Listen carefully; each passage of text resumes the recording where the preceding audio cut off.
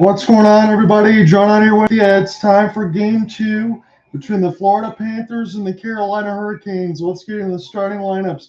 Head coached by Paul Maurice's squad, it's the Florida Panthers. Alexander Barkov, Carter Hagee, Anthony Duclair, Gustav Forsling, and Aaron Ekblad. Sam Bennett, Nick Cousins, Matthew Tkachuk, Mark Stahl, and Brandon Montour. It's Antoine Lundell, Tulis Ryan with Sam Reinhart, Eric Stahl, Ryan Lundberg, and Colin White will be the back end forwards with Josh Mahura and Racco Gudis on that third line side. Big Brob, Sergei Bobrovsky will be in net. And for the Carolina Hurricanes, we do have a development, and we were wondering if we were actually going to see this and this question side of it. So head coached by Rod Brind'Amour's squad, it's Sebastian Aho, Stefan Nason, Seth Jarvis, with Jacob Slavin and Brent Burns. Jesperi Kotkaniemi, Jordan Martinook, and Jesper Fast with Brady Shea and Brett Pesce, Jordan Stahl, Tebow Teravainen, Marty Natchez, Paul Stastny, Jack Drury, and Mackenzie McEachern, but I think it's going to be Derek Stefan on the fourth line side with Ghost, Shane Gostisbehere, and Jalen Chatfield. Here's the interesting part, and this is what you would wonder coming off of a 4 OT game. Who leads out the goaltenders in the lineup side of it?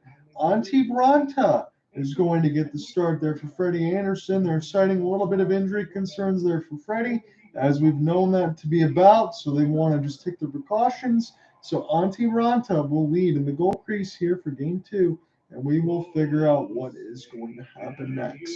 So as we're getting in through the national anthem now, I'm just going to give you the very quick reset. I do have some topics in particular to discuss, whether or not Cooper Hopkins joins in or it's just on a solo call on my end. We were going to get to these nonetheless. But in the game one side, Florida won 3-2. I covered that game with you. It was the final in 4 overtimes. Thankfully, I feel like I'm much recovered from that. I had the off day from Friday. Carolina got goals with Jarvis and Nason in the first and third period. Third period was 3:30 on the power play side. Carolina was 2 for 6. Florida was 0 for 3. The shots on goal in that game ended up being 65-60 for Carolina, but the shot attempts were well over 130 on both sides. And for the Panthers, Anthony Duclair had a wonderful game as he had 2 primary assists. Barkov and Verhaeghe had a goal and an assist, and Anderson stopped 57 out of 60. Bobrovsky stopped 63 out of 65 as Matthew Tkachuk got the game winner in the fourth overtime with the help of Sam Bennett. So I can't promise you that it's going to be a 4 overtime matinee experience with all sorts of intrigue like that. But what I can tell you is we're going to be here for this full call. And then everything, when it's all said and done, will be at hopelesssportsguide.wordpress.com. If Cooper Hopkins does join in, I will definitely get it in here, and this will lead into some intrigue and discussion in between the first and second intermissions, because I do have some news topics to talk about with the Maple Leafs and the Coyotes. Those have been pertinent in the NHL news cycle, so we can hit those during the intermission.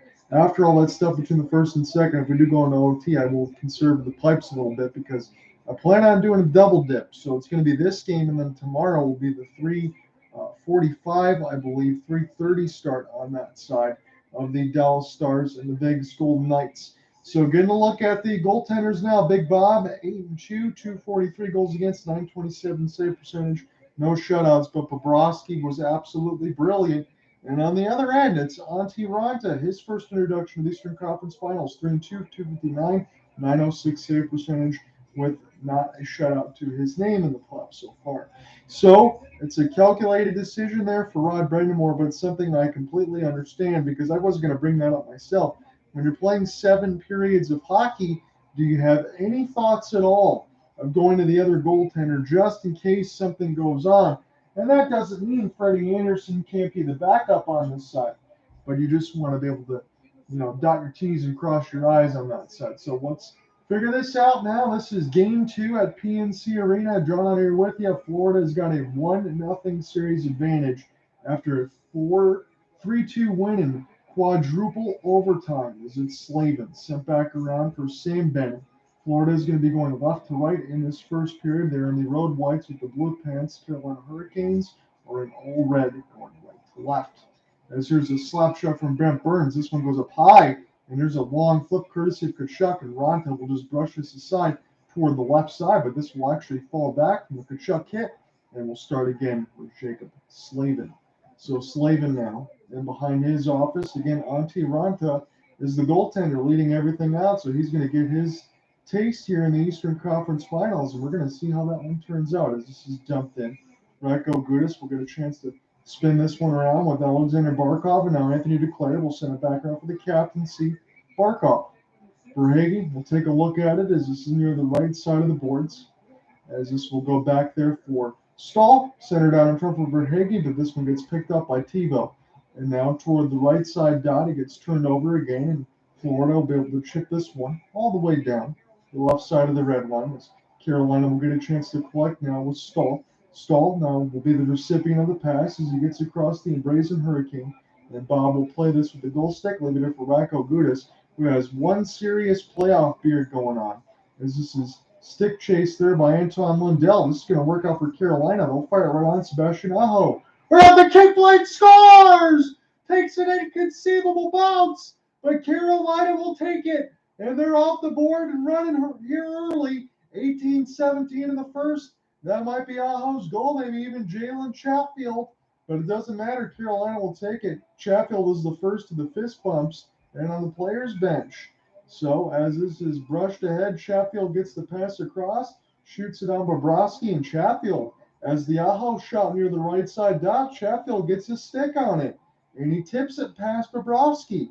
And Carolina scores the first goal of the game, so you figure you get the energy as soon as the game starts, and Carolina's already on the front foot. It's his first career playoff goal for Jalen Chatfield, and the crowd is immediately into this one as Jack Drury plays this off the backhand now. And this will be a look here for Shea as he's trying to help alongside with Ghost as they mix the lines. The towels are waving like crazy here at PNC. But here's Brandon Montour trying to lead a 3-on-2, and this one gets shot wide to the right side of the goal mouth. Jalen Chatfield scores at 1:43, his first of the playoffs, his first ever playoff goal for Maho and Stefan Nason. As this is a backhand side off the top of the right crossbar and fired. Picked back up now by Florida. That was Anthony Duclair that let it fly. And Carolina now will see this fall back to their own end. Here's a chance now for Ghost. This will pick this one back up. A serious hit the other way as Sperry Kotkaniemi got whacked. And now he's on a race to try to go get this one back. But it'll fall to Tkachuk. Here's his outlet pass. And toward the right side, trying to look for Sam Bennett. In the high slot, Florida got it. Montour lets it go. Scores! 1-1. And the fireworks start early. Sam Bennett ties it, and it's 17-16 left to go in the first. It might be Gustav Forsling as well. He might get a tip of it, but it's the bar shot off the right bar. Forsling will get a chance now as this gets in between the middle of the slot. The defenseman lets it go. No tip. So it is Gustav Forsling. He's going to get the goal. So a pair of defensemen there, Chatfield and Forsling. They'll go back to back, and it's quickly tied at 1. And for anyone out there talking about the intrigue into this game, whether it should be Freddie Anderson or not, it was Antti Ranta on the second shot he faced. One hits the post, but one goes in, and it's tied at 1 with 17-16 in the first. And we are going to get a check immediately from Rod Brind'Amour's squad and the Zebras just to see if this one goes offsides. And again, if this is not, then there'll be a power play for Florida on that side as well. So there will be a lot to think about on this side, but quickly early, we have 2 goals potentially on the board, and we will see if this one will hold, the latest one from Forsling. So Tkachuk made a great pass, is able to get in the offensive zone, and it looks like this puck is maybe already over. I'm getting the super slow-mo feed from Sportsnet and CBC. This is a rolling puck. I don't think that's even level, but I think it's just offside there for Bennett, it looks like. So this goal should be overturned for the Forsling side, and it should be 1-0. So Chatfield should have the only goal, but they're taking a look at it right now in this situation, and that's just what my 4 eyes are telling me in the beginning. But automatically intrigue here early in the first, but we'll see if Florida's goal will stand. So really the only question now is if Bennett has possession of the puck and he's making a play. That's what we've had before in the playoffs last year to determine whether or not that's going to be an intermittent reason for an offsides. If you don't think he had possession, just kind of skating over there, inconsequential, that could stand on that end, but I don't think it's going to. I think this is going to be an offsides. It's a rolling puck. It's not on a play. It's already over there before Bennett on that side, so I think this is going to be overturned. So what do the Zebras have to say? They are just getting ready for the call and skating to center ice. Offsides. So the Forsling goal does not count, and Carolina is back out in front, 1-0, with 17:16 left to go in the first. As the fans are loving it again, I don't know if we're going to see the same guy in the fourth overtime with the beer and the Skittles. That was a good picture on that side from one of the Carolina Hurricanes fans. But everybody else that's here right now, PNC is excited because Carolina's back out in front as the goal is overturned. It's offside. Brind'Amour wins the challenge, so he gets to keep it and will be square. Instead of 17:16 the first, we'll go to 17:23 and reset that score clock, and we will start again. John Under with you for Game 2 of the Eastern Conference Finals. It's Florida with a 1-0 series lead. Matthew Tkachuk scored the game-winning goal in the fourth overtime, and I was just happy to be able to keep those pipes and everything else long enough to get the game going. Now we're going to put it back at 17-19 as we get set to do the draw again. It'll be Stastny with Barkov. And this will be an opportunity now to go ahead and win it. As this is picked up, shot right down, and Carolina is offside. It's a little bit play with a high stick with a combination play of Stahl as well. As they're showing Freddie Anderson, 57 saves in Game 1 versus Florida in the loss. It was a franchise playoff record. He's got the baseball cap on right now, but we'll see for how long. Is he going to get the complete day off? And how's Antti Raanta going to do? That's the main question and storyline going into Game 2. Will Carolina bounce back and tie the series at 1? And whether or not you think losing a game like that is much easier to do so in Game 1 in comparison to a Game 4 or Game 5 maybe on that side. As this is picked up off the backhand, an opportunity for Shake. This will clear this one down around the end boards. As this will be spent back around, Teuvo Teravainen tries to throw it out in front.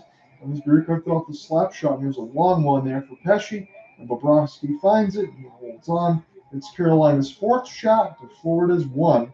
Again, Florida's goal with Forsling's been called back. And when we get back into the commercial break, I'll type in what's available as far as the notes. Bobrovsky, 63 saves in Game 1. 10th most saves as far as NHL playoff history. Korpisalo, again, was an 80-something performance there for the Columbus Blue Jackets. As Alex Lyon has got the baseball cap on again for Alex. In that month-and-a-half run for Florida, he was hot just to help this team get into the postseason. And if they were in the West and Calgary was in the East, they'd be in the postseason right now. They'd be playing against Carolina. As this is picked up off the backhand now, Anton Lundell will spin this back around the kick plate as this gets picked up by Sam Reinhart. Sam Reinhart will spin, and he told Luosterainen, we'll get this one back now near the right side of the red line. Will be an opportunity for Florida to throw this out toward the right side dot, and they are going to want to delay a game penalty as Florida, and I think they might get one there for Ghost. I think he's going to go take a seat as this was last touched off his stick, so he's going to the box. Florida will get their fourth power play of the series.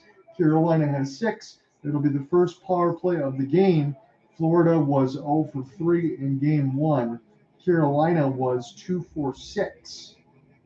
So Ghost gets a delay of game for shooting the puck over the glass, and Florida gets the power play. That's good for them, even having a goal negated on that and being rescinded. It's Tkachuk, Barkov, Bennett, Reinhart, and Montour on the ice.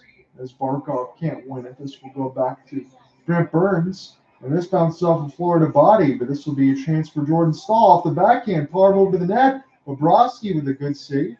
And now Florida will get a chance to start again left to right. They go for an outstretched pass. It's a little bit too far there for Tkachuk.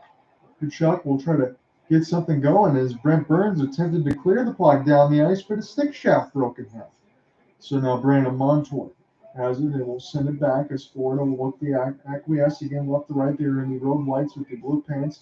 25% are the Panthers' power play in these playoffs, as it's easily intercepted toward the right sideline. It's Sebastian Aho. He'll pull up, will gain the entry off the windmill. Long shot in. Big save by Bobrovsky, and the rebound he had to brush it aside with the left pad as he gave up a rebound there from a long shot. Now Reinhart will gain the entry off the backhand. He'll try to spin. Good thievery the other way for Seth Jarvis, and he'll just calmly throw this down. So Carolina off to a wonderful start in this game. They're out shooting Florida 6-1. This looks more like the third period of game one on this side, where they were out on the front foot getting a ton of chances. Again, Florida on the power play, they have yet to get started. They will keep in off of a failed clear, as this is a chance now for Montour. We'll set this back around. Montour will get in. They'll play catch here with Carter Verhaeghe as he backhands this in toward behind the net. Matthew Tkachuk has his bounce between the skates and the broken stick shaft of Brent Burns. This is near the left side of the dock.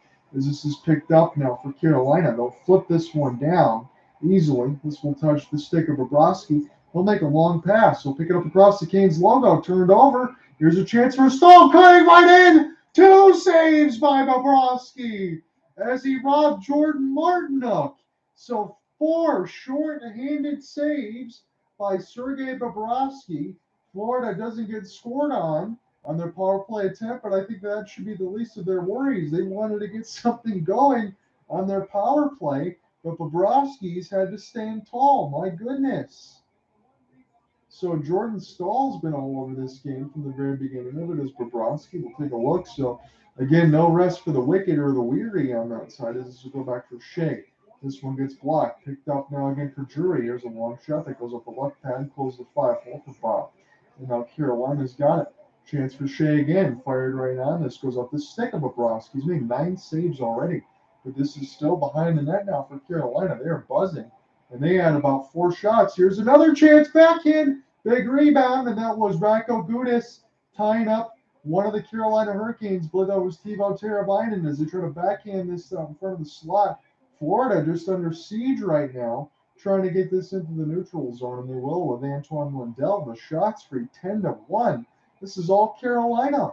As Stasny will send this back here and start again with Jacob Slavin. Here's an outstretched pass as Brent Burns will get a camera isolated on him. And this will be picked up by Aaron Ekblad off the backhand. Nice kick as Carolina can set this back up into the neutral zone. Jacob Slavin off a long clearing. And this will bounce away from Ekblad as one of the Panthers gets knocked down on his heavily padded wallet. This is sent back in. Mason will find it. Good keeping. Here's a slap shot for Burns off of one knee. That was saved by Bobrovsky as well. This is still near the right side of the red line. This is all Canes right now. It's 1-0. Florida would have a goal on the other side for Forsling, but that got rescinded off an offside. The shots are 12-1 as this is recollected now. Slavin gets this in. It's Carolina's back on it. Sebastian, what a quick fire. And this actually brushes Bobrovsky in the mask, and I think they might get a stop because the back end of his helmet, as far as the stitching and the straps, came off. Everybody waving the towels at PNC. We're going to take a break. 12-1 for Carolina. Sebastian Aho and does the latches of Bobrovsky's helmet as we go to break it. Ring a face.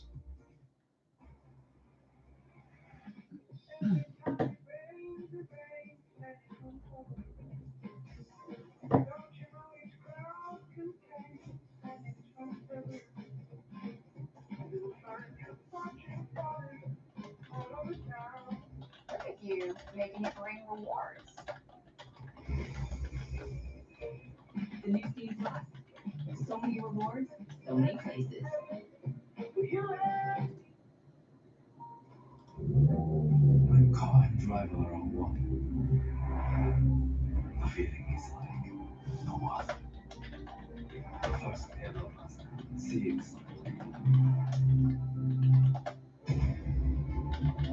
You want to build your own bet? Then you need to try Same Game Parlay from Bet365. 2. Win. What? How many? It's totally up to you. It's your bet. You decide. Download the app and see for yourself why Bet365 is the world's favorite sportsbook. On May 26th, Disney invites you to celebrate the classic story. What are we waiting for? Let's go! Disney's The Little Mermaid. This period brought to you by Scotiabank at Scene Plus. Enter now and you can score a trip to the Stanley Cup Final with an eligible Scotiabank Scene Plus debit or credit card. Part of Jalen Chatfield's routine in the warm-up is loading up a big old snow shower for the kids of some of the players and staff members watching warm-ups from the bench. And look at the joy, the smiles, and taking that one in. So perhaps some good warm-up for Chatfield, scoring later on his first ever playoff goal, and this is his first playoff run this spring. At 6 during the regular season, a huge game winner late in the year against the New York Rangers.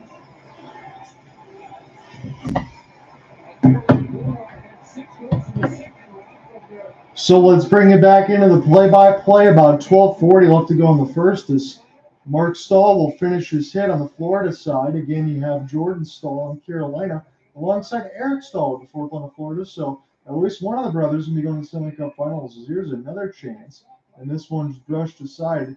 There was a chance there for Brett Pesce to fire one right on, and it was saved by Bobrovsky one more time. So already, I'll just tell you this, within the first commercial break, that was at 13 minutes, the shots read 12-1 for Carolina. Jalen Chatfield scored at 1:43 on a tip from Aho with a chance from the left faceoff circle. About a minute after, from a combination play by Tkachuk and Bennett, offside on a four-sling goal. Ronta's got the start in net. That's your reset so far. As I appreciate anyone that joins me between Twitter Spaces and the YouTube side, John Reinach, as this is sent back in now. And played in off the backhand. Nason tried to get this one with Jesper Fast. Martinook throws the body near the right side as some hands will go in the air in PNC Arena. Just trying to get the wave in the middle of our camera feeds at CBC and Sportsnet. That's where I'm following along right now. Racco Gudas is getting absolutely upended. He's got a knee on the puck right now, and he's just taking punishment as this is trying to get pried loose there by Sam Bennett, and now picked up by Martinook off the backhand, and a hand is in the air. It's going to be a cross-check call. A hooking call. I think this might go against Matthew Tkachuk. So Florida, they're going to start the same way they did in the first game. And what I mean by this will go against Bennett. We don't know if this is going to be a double minor or not just yet, but it's going to be a little bit of a chop. So Bennett's in there in the right side of the boards, the right circle. He gets a hold on that side, no doubt about it. That's easily going to be called. That just doesn't make much sense. But Florida, they had 3 penalties in the first period of game 1. They got 2 penalties right now. It's a hold as this is picked up here. Nice play from Burns off the drop as Aho will spin this back around. Now Burns, here's a bomb and a great save by Bobrovsky. There was a good screen in front provided by Seth Jarvis. And the shots on goal, I kid you not, with 11:46 left to go in this first are 14-1 for Carolina. And they already have their second power play of the game. Jalen Chatfield's got the lone goal. Forsling thought he had one, but an offside call against Sam Bennett took that one away. Sam Reinhart set to take this draw right now against Sebastian Aho. Canes on their second power play of the game. John, let me with you on your play-by-play, man. As this is picked up now by the jerseys in red, sent back around for Brent Burns. So make the cross pass to the defensive partner, sent back around now. This is a chance for Jarvis. They'll leave it here for Burns. Here comes the bomb. Jarvis lets it go. It spins around the kick plate, and now Burns. Burns will shoot the wrister. This goes off the left side of the wall. Seth Jarvis will collect off his backhand, the left-hander, trying to pry this loose as I believe Martinook is getting worked over as well. Sebastian Aho is providing some relief there as far as digging the puck out. This will go back. There's a chance for Burns again, and this one goes off the outside of the cage. As the shots continue, Marty Natchez leaves it here for Burns. Natchez has it as he will hold near the right side of the wall. Natchez, patient, trying to work this thing in behind the net. He's got all sorts of traffic around him, trying to bank it in behind the cage of Bobrovsky. But now a long flip. Burns tries to hold it in. He tries to get it off of a bended one knee, and this will be a spinning puck. We'll go back here for Ghost. And Hurricanes about 21% of the power play in these playoffs. They have their second power play. This is fired in. This one goes wide, and we'll get the race for it. Racco Gudas trying to locate it, and this bounces off a Carolina stick. This will stay. An offensive zone draw here for Carolina. No penalty against Florida. So here's a set play off the dump, and again, for Carolina, they like to do that. The dump and chase is the way they play. They don't like to carry the puck in too much. And for Florida on that side, they will get some carrying time, and they will work behind the net. So dump and chase for Carolina, working behind the net for Florida. We will see what that creates because if both teams continue to play some good defense, you can get some elongated games like that in game of the quad overtime. as this is a chance now for Drury, as this is wrapped around the net, and Kasperi Kotaniemi picks it up now off the backhand. There's another broken stick, but Shane Gostisbehere will get it. Kotaniemi leaves it here for Jack Drury. He can walk right in and shoot. Good 5-hole stop there for Sergei Bobrovsky with the left pad as it goes back to Ghost. Here's a ripper of a one-timer, and Bobrovsky has been unbelievable so far in this first. He's got 16 shots against them, and now this is just halfway through the first. As this is picked up now off the backhand, it's Jesper Fast. Has it now near the left side of the red line as he's being worked over there. Racco Gudis trying to pry this one loose. Carolina can't hold it. And now Gostisbehere will race and behind his own end. He'll just play the backhand. Set this back up for the defensive partner on that side of Brady Shea.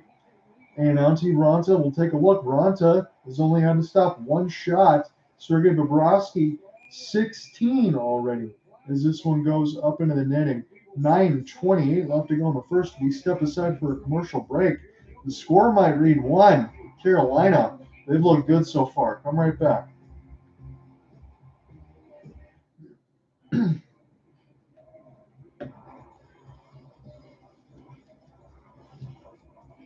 You deserve a vacation. Reward yourself with the Scotiabank Passport Visa Infinite Card and C+. Isn't it nice when your coffee comes with a cookie on the side? How did they know you'd like something more? What about streaming a podcast or watching an episode instead of downloading ahead?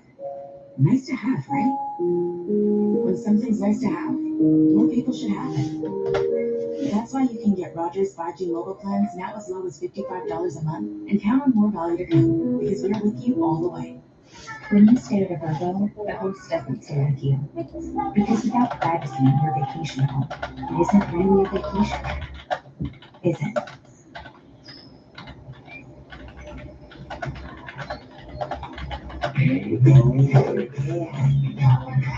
There.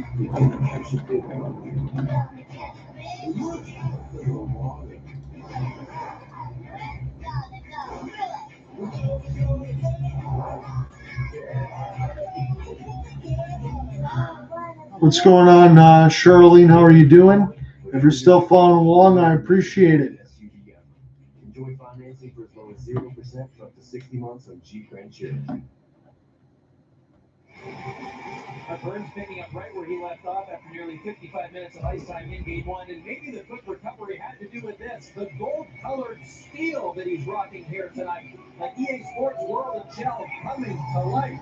He is making that look fantastic so far tonight. All part of why he referred to Raleigh as Raleigh Wood to our Ryan Leslie at the end of last round. He said it's a fun time to be here right now. 60-1 shot for the home side early on. And he's a leading man here in Raleigh. What a first game, 8 shots, 16 shot attempts, and play a little defense as well. 10 block shots in game one. So it gets brushed aside as we return back underneath the action here. Antti Raanta will hit this with a stick. It doesn't going to count as a shot. It was just a rolling puck as Martinook will spin this back around. And this will be picked up into the neutral zone now, cleared in by Jordan Martinook as Mark Stahl will take a look at it for the Florida Panthers again. They'll be happy, I think, at this point with 8:59 left to go as this goes into the bench. I don't think this is going to be another penalty. If we get another delay game, that's going to be absolutely incredible against Carolina. I think this just goes into the bench and the crowd on that side. But if Florida can get to this only down 1, considering it's 17-2 now on the shots on goal, I think you have to take it. It's been another slow start as far as some of those penalties, but what they did in game 2 was they scored 2 unanswered goals in the second period and went to a Nason goal of 3:30 in the third on that side of tying it 2 before going to a quad OT. So Marty Natchez will go ahead and take this one against Alexander Barkov, the captaincy for Florida. Natchez will get a chance to win it as this goes to Brent Burns, but he has to dump this in from the neutral zone. Here's a long outstretched pass. It's going to work out here for Florida, but Carter Verhagen going to buy some time. Anthony Duclair, here's a sweet-looking opportunity there for Montour as this just goes in between the blue paint and out the other side. All the way down the ice is Mark Stahl. Again, he just turns it over. I don't understand sometimes. He gets off to that slow start wants to use the body to hold on the puck. He needs to play this a little quicker because Teuvo Teravainen fired one right on and Bobrovsky made the save. But that is a play that just shouldn't happen. And I've seen Mark Stahl do that a couple times. I understand he's playing with a third line D. He's nothing more than that at this time as far as a bottom six defenseman. But when you have nobody in front of you for about 6-7 seconds and you slow up and you brace for contact instead of making a pass the other way, that just doesn't make any sense. So it's going to be an offensive zone draw for Carolina. Shots are 18-2 with 8:28 left to go in the first. That's shots on goal, not just shots. As this is flipped in now for Jalen Chatfield. He's got his first of the playoffs in general and postseason in general. As this will be knocked off of one of the Carolina Hurricanes sticks, but they will flip this one down the ice. This may have enough gasoline to go for icing, but Josh Mahura is going to negate it himself. As Nason was throwing a body contract, and there was a little bit of a sense of urgency there for Florida to get this out of their own end as Racco Gudas will send this one around for Mahura as this gets picked off now. Jack Drury trying to ride the right side of the wall just to go ahead and get a piece of this puck.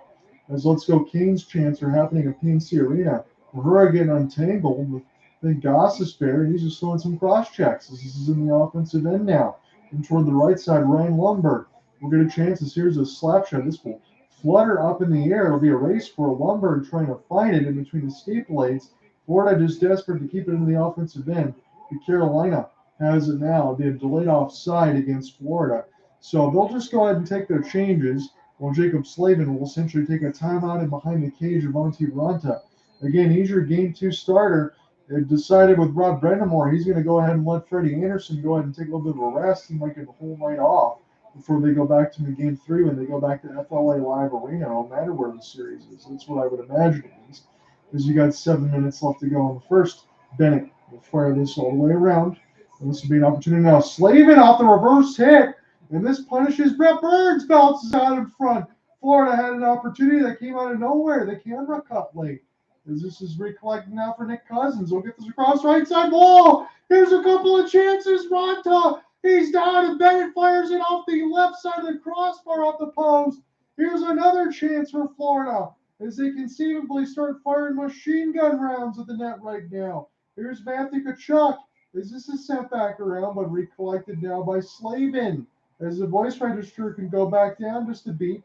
Brett Burns with an outstretched pass, and this will still be in play.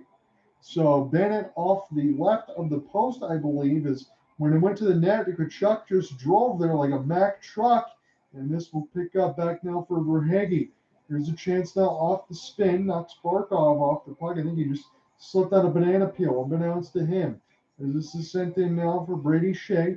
Stahl will take a look at it. Montour also out there as well, and good interception there by Anthony Duclair. This could be a 2-on-2. Here's a sauce pass backhand. It's the post for Montour, and he's got it again. 2 posts. Antti Ranta. This one is saved into the catching glove. 2 times right side, do me right, on the doors by the post. And he gets it done. Antti Ranta, he gets some help.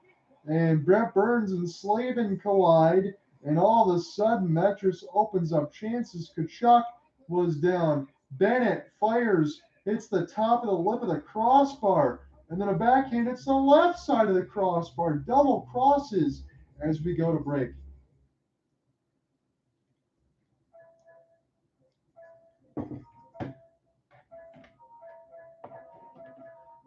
You deserve a vacation. Reward yourself with the Scotiabank Passport Visa Infinite Card and Scene Plus. Hey, buddy, any thoughts? Can I eat this right now? Nah, I'm good. Should I? Yes, way. Tasty and smoky, Stampede whiskey. At Toyota, our lineup of electrified vehicles is always growing. We're evolving the ways we move so that every Canadian has a choice towards a more sustainable future. One that includes the all-new, all-electric Toyota BZ4X. Because every electrified vehicle we build at Toyota brings us all closer to a better future. Audible lets you live the game you love For nearly his entire hockey life, everywhere Sidney Crosby went, in ways you could only imagine.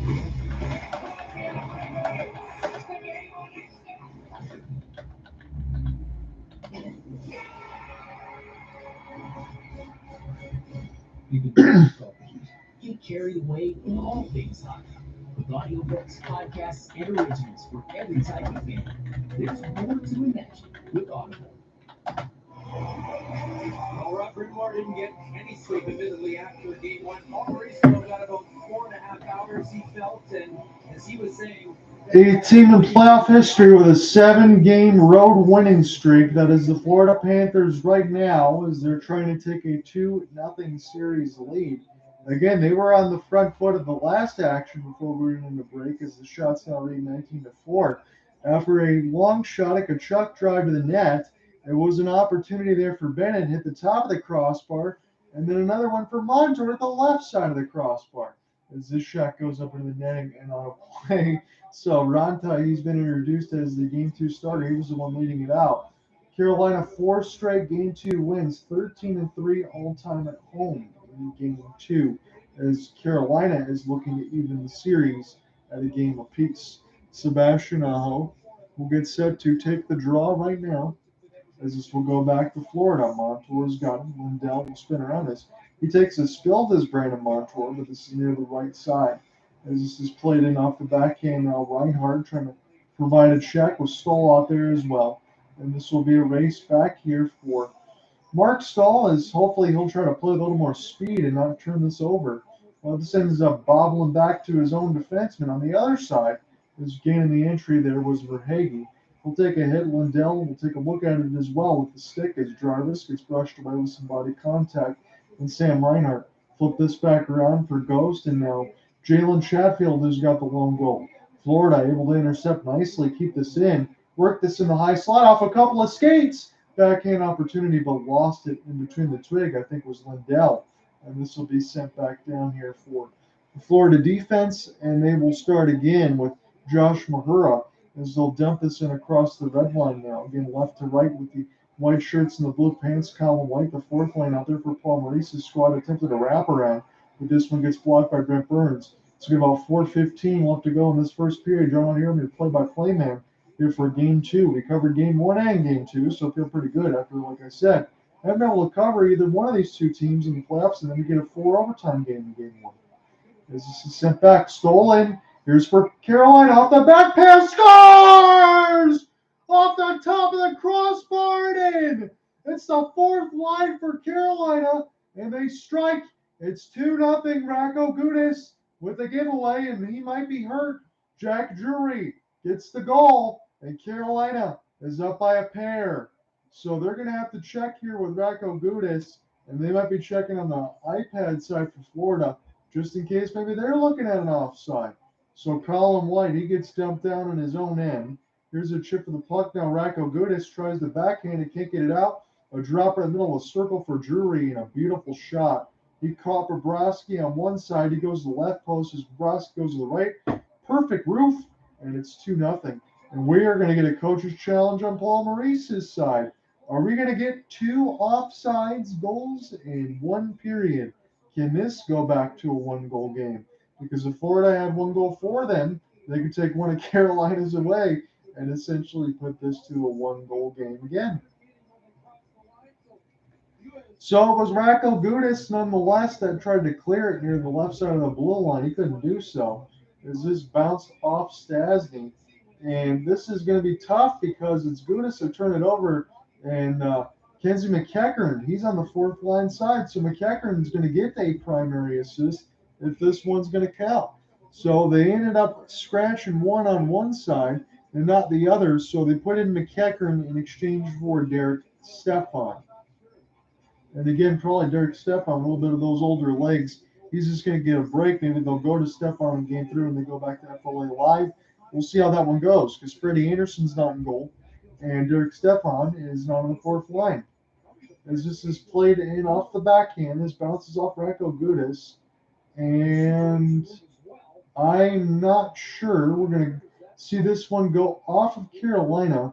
This bounces in Offsides. So 2 offsides in one period, and we go back to 1-0. So both coaches, Brind'Amour and Paul Maurice, we didn't get that secondary look until late.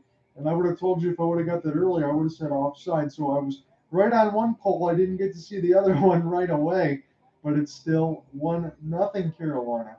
This could be a 1-1 game, or this could be a 2-1 game if everything counted, but nonetheless, it's still a 1-goal game. It's just 1-0. As this is sent back in here, so Gudis will essentially dodge a bullet, but Florida's got to deal with an icing. The shots are 20-4 shots on goal.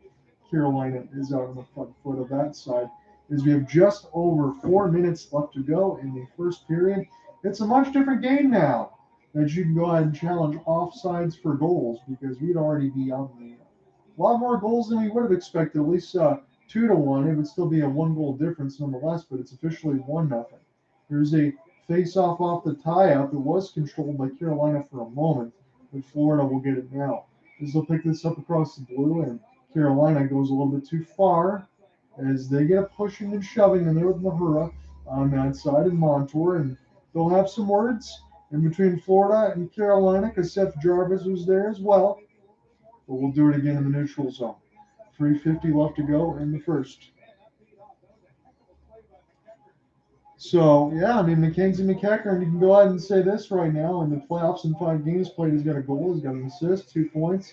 He would have had a primary that got taken off the board, but pretty good for the fourth liner. Decided Jesperi Kotkaniemi thought it was going to bounce to him. Instead, this will go to the right side blue line, as this is played in by Aaron Ekblad. He'll work this in off the window. Florida will be able to get this out. And now Brett Pesce will have to turn around and pick it up here for Carolina. Pesce will sidestep Sam Bennett, and they'll use the net as a crutch there just to make sure that he can't get any assailants next to him trying to steal the puck. Before it's an opportunity for Martinook. He tried to send it off the outside of the cage and find a Jesperi Kotkaniemi sitting right up in front by his lonesome.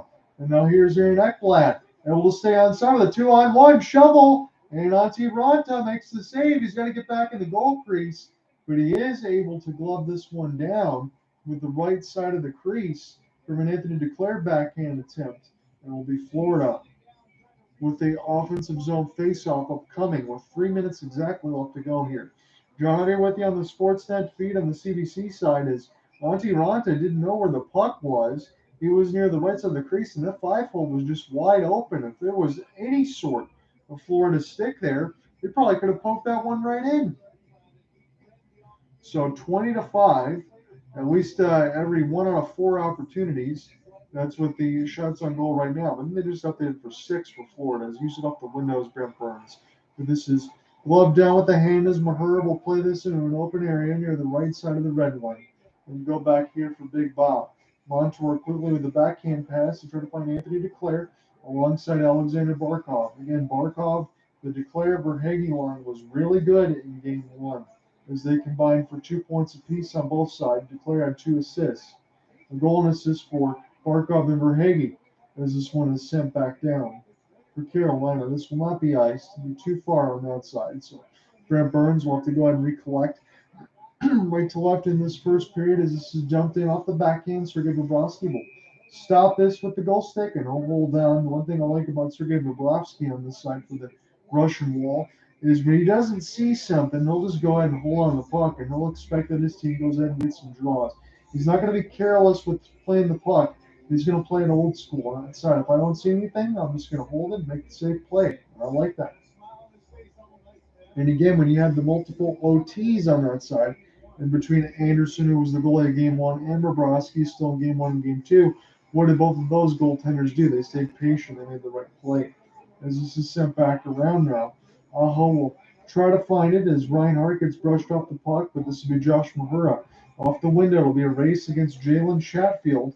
Etulis Sterainen will find it. He'll actually pick it up off the left-hand side and near the right side dot as this is sent back in for Radko Gudas. Again, his play, as he tried to backhand, it was a failed clear, but it was determined to be Mackenzie McEachern offsides when they set up Jack Drury for what they thought was a goal. Jalen Chatfield send this back the other way. Here's a stretch pass that's going to work out for Sebastian Aho. We'll go for the windmill dig, but Josh Mahura will cancel him off, and now Sam Reinhart will play this one back. It's dangerous and it's very contested. And Sebastian Aho will essentially get this into the neutral zone. And the top line for Brind'Amour's squad will take a change as they'll peel back with Shea and Pesci. The second line defensive combination that's one of the best in the NHL. And they're just on the second line. As this is Sperry, Coat, and Niemi. Send this back in the high slot. Good block there by Florida. As we'll try to get this one the other way, Carter Verhaeghe with a long flip. We'll take a look there alongside Sam Bennett with Matthew Tkachuk. It's a chance for Aaron Ekblad. 5-hole chance gets canceled off by Antti Raanta. And this bounces off a Kane. This might be an opportunity for the Panthers to keep something going here as Verhaeghe got taken down. Tkachuk did by Shea. He's being held near the left side glass. And now Gustav Forsling will pick it back up alongside Aaron Ekblad. Forsling's flipper of a pass will be set up here for Verhaeghe, and he'll just backhand this one in. This will be an opportunity now for Bennett. He's worked over now toward the three different Carolina Hurricanes as Alexander Barkov has got it with Duclair. This is sent back in. Here comes a fake slapper around the inboards for Montour. McClair's still with it with Duclair. We'll send this back down. Here's a chance. This one gets blocked out in front before it ever hits Raanta. As we're down to 15 seconds left to go in the first. But is this going to be ice? No, this will be a long slap shot. Florida might have something here. They're going to get to the neutral zone in 5 seconds. Played off the backhand down to 3. Got to fire it right on. Big slap shot. Good save. And that was Montour at triple digits. Let that one go. But that is going to end the first period. Carolina still got a 1-0 advantage.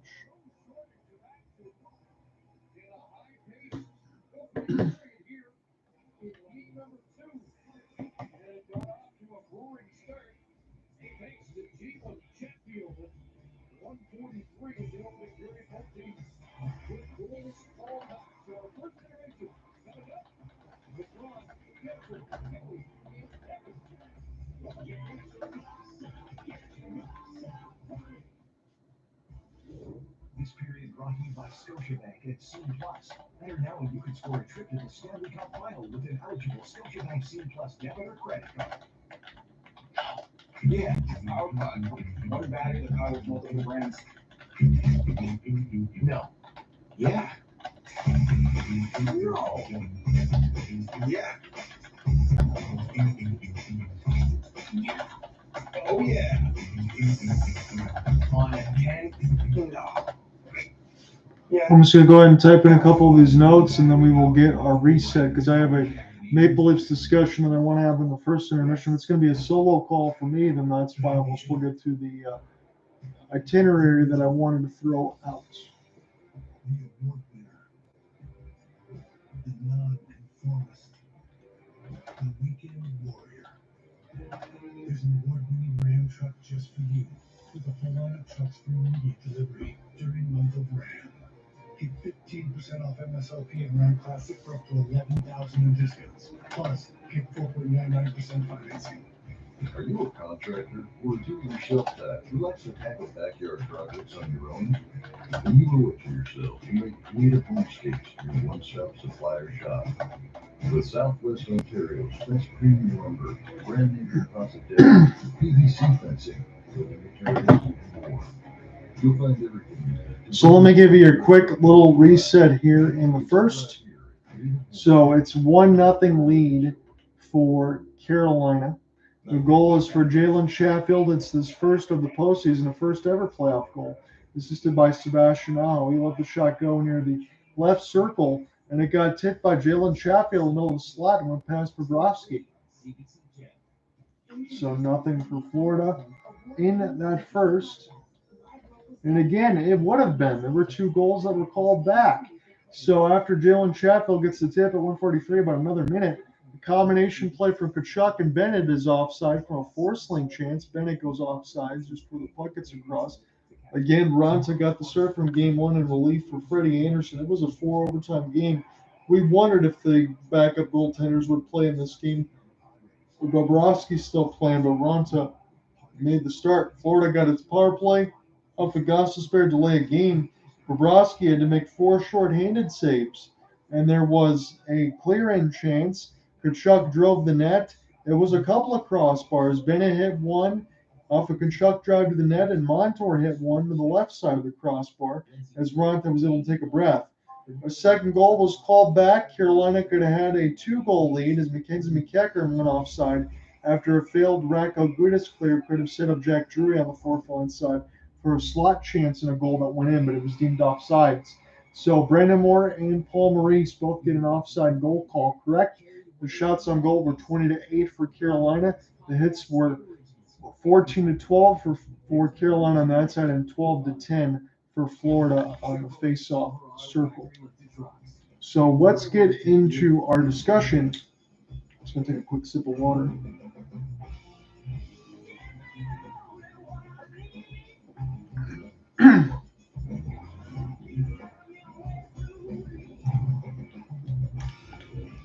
So I'm going to get in the first period discussion here, whether it's myself or whoever else is going to listen to this. We can also throw this into the play-by-play side.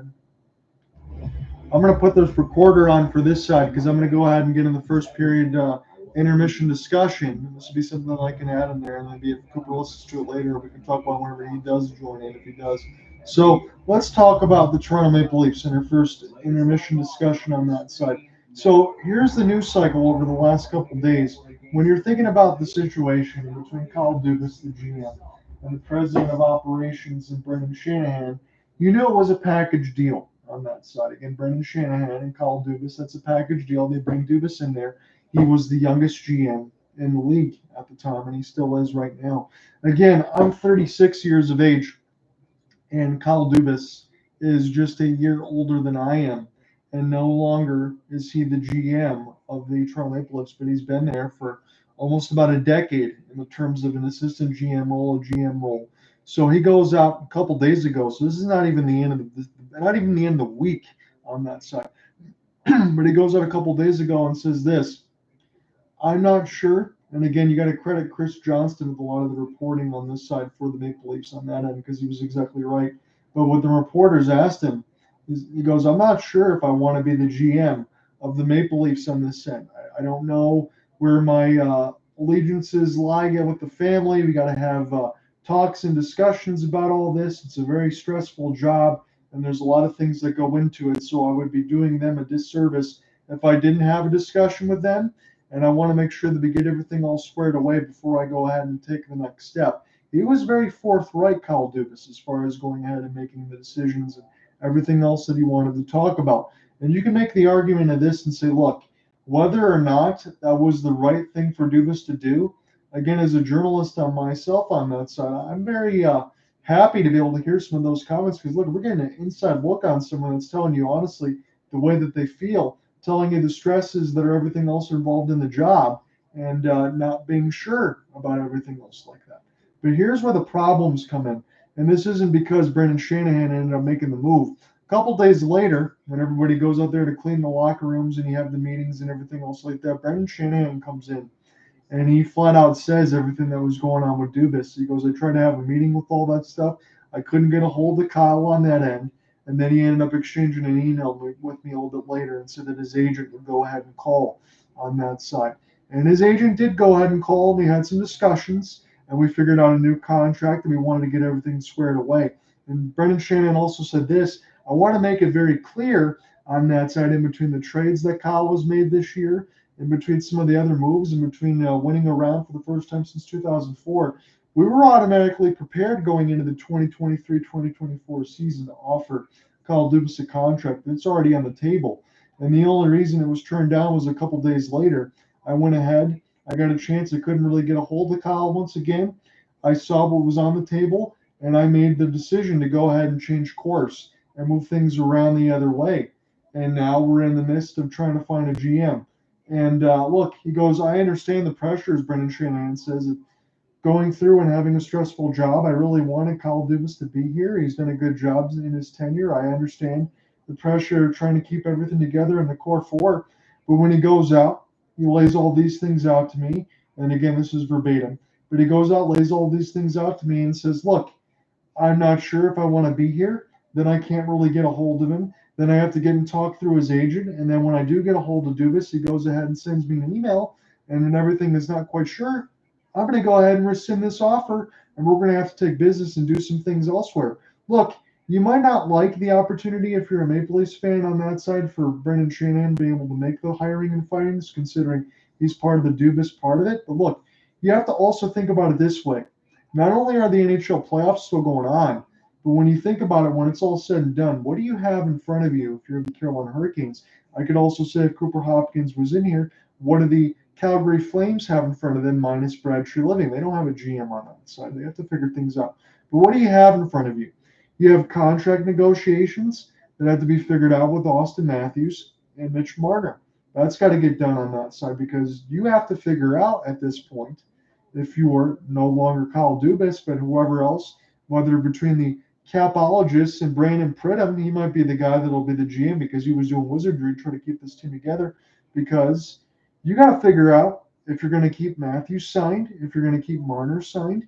You already know going into this 2004, the first time they won the playoff series, that when you have Wooly Nylander or John Tavares or Mitch Marner or Austin Matthews or even Morgan Riley, who's got an $80 million deal on defense, you can say a few things on the side of Kyle Dubas and say, yeah, they won their playoff series, but these guys have been together for a long time, and we need to go ahead and make some changes. Who's to say the next GM goes in? He wants to go ahead and make some changes. If I'm Austin Matthews or I'm Mitch Marner, I might not like the next GM that goes in. So you got to go ahead if you're Brendan Shanahan. If you're non-committal on that side, a little flaky there for Kyle Dubas, and it's understandable in some of the reasons that we discussed, you got a business to attend to. And about 5 or 6 weeks from now, you're going to have to make the hard decisions as far as contracts, entry drafts, free agency, path moving forward, what the Toronto Maple Leafs are going to be after that. There's a lot of questions to be asked on that side. So if you're not sure, Brendan Shanahan's got to go ahead and make that move. You can't really blame him on that side, can you? And you really have to wonder what is the next move for the Maple Leafs. Because let's think about it. There's a couple things. Kyle Dubas has been excellent, I think, as far as the GM. Because look, I'll say this on this side.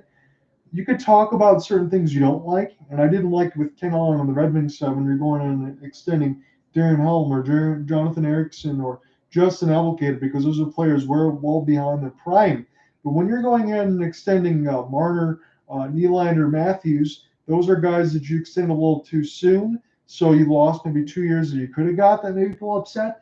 But Dubas got everything locked in. He got all those guys signed, and he said, look, I promise you that we're not trading you. You're our pieces going forward, and we're going to try to do the best we can to win with you and work with you and give you everything you need.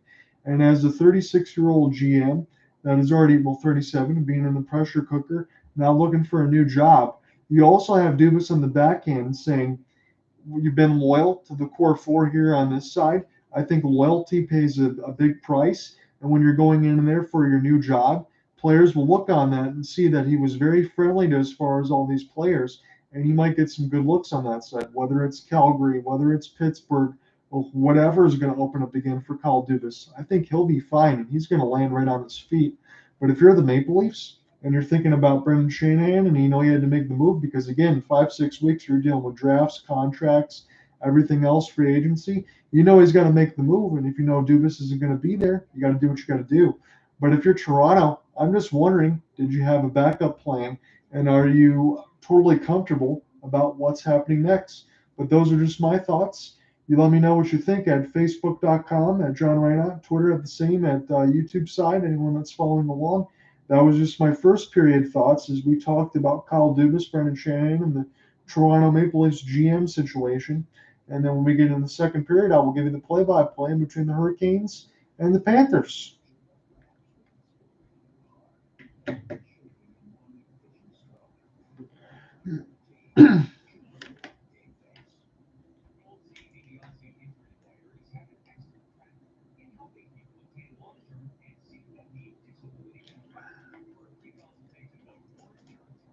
So for those that are just joining us, Jalen Chatfield has the lone goal for Carolina, but $1.37 into this game. That is it. That's all. 2 goals have been called back. Jack Drury could have had one. Forston could have had one for Florida. But we'll begin in the second period action in a little bit. We're about halfway, I imagine, through the first. There's been a little bit of a discussion on that side. It's just me today, but I still had stuff I wanted to get planned, and we'll send that across. I'll give you an NBA reset here in the first. It's a slapper right now for the Denver Nuggets. Giving you the reset here after our discussion. It's a slapper in the first period so far. Denver has got a 30-17 lead on the LA Lakers. They're trying to take a 3-0 series lead. Jamal Murray, he is ridiculous right now. 7 of 9 shooting, 1 of 2 from 3 for 15 points. And on the other end, LeBron's got 5 on 2 of 3. Russell's got 3. Anthony Davis has 9, 3 of 8. So they're making him get his shots en masse. But Denver's got a huge lead, and we will see if they take a 3-0 series lead. Again, Miami could be in that same boat as soon as tomorrow, as the first quarter is going to get set to end pretty soon.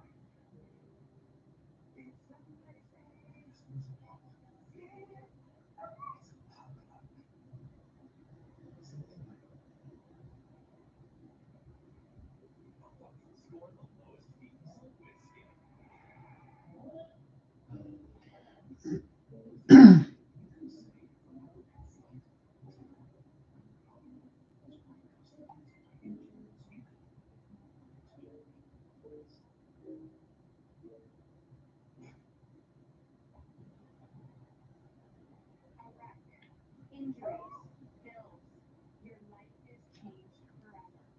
At Brind'Amour Partners, it's our job to make it right. Come meet with us free of charge to talk about your case. There is no upfront fee to hire us, and we won't charge you anything unless we win your money or settle your case. Call us, Brind'Amour Partners. We can help. Are you ready for a total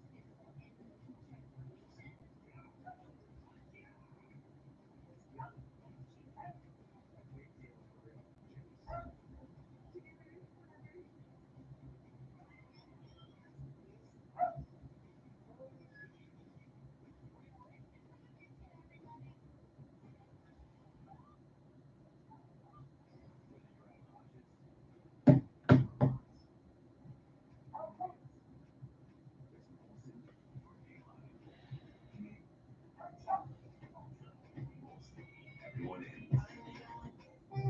Why are there buildings on there? Because you can't build a better skyline than this.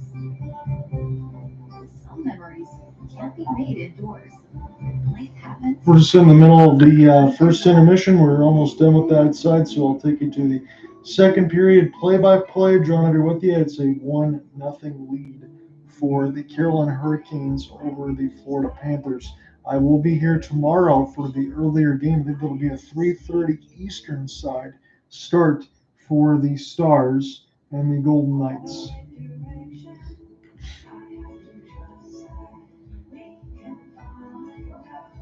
On every trip, you can depend on Esso to be the place between places, connecting you to what's next. Game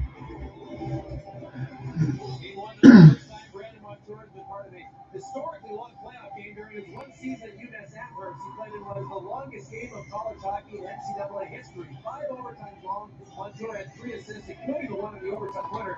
Said he thought about that game. So very cool for Kyle Bukowskis on the CDC side to report on it. When you go ahead and play the college hockey side, the Notre Dame side, it was a 5 overtime game for Brandon Montour. So he's no stranger to long games on this end. It was a 4 overtime marathon that was won by his teammate in Matthew Tkachuk, as the Panthers have a 1-0 series lead. Right now it's Carolina with the 1-goal lead, as it's a goal for Jalen Sheffield a minute 37 in. There was 2 goals that were called back on both sides. So we will see what happens here for this game 2. And I will be back with you as soon as tomorrow. Once all this stuff is done, it's going to be game 2 in between the Vegas Golden Knights and the Dallas Stars. This game 2 will be at T-Mobile. Vegas won the first game 4-3 in overtime, so these conference finals have been no stranger to overtimes. But we're underway now with the second period. Puck drop is on Ronta. We'll get a chance to go ahead and touch this with the stick. The shot attempts are 27-21. As this is immediately sent down, and this will be a hybrid icing against the Canes. So they shouldn't have to worry about a change too much, just 1948 left to go in the second.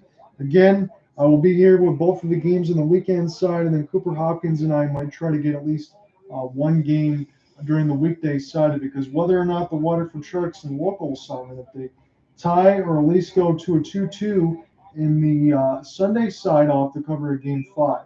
We'll do this draw again. So if I have to cover game 5 next week on the local assignment, then that's going to take my Saturday availability and throw it out the window. But we will cover a lot of the playoff side. The only thing I think I won't be able to get to is game 2 of the Stanley Cup Finals, because I have to go to my fiance's sister's wedding, as this is picked up now. That depends on what it is. It's on the 10th.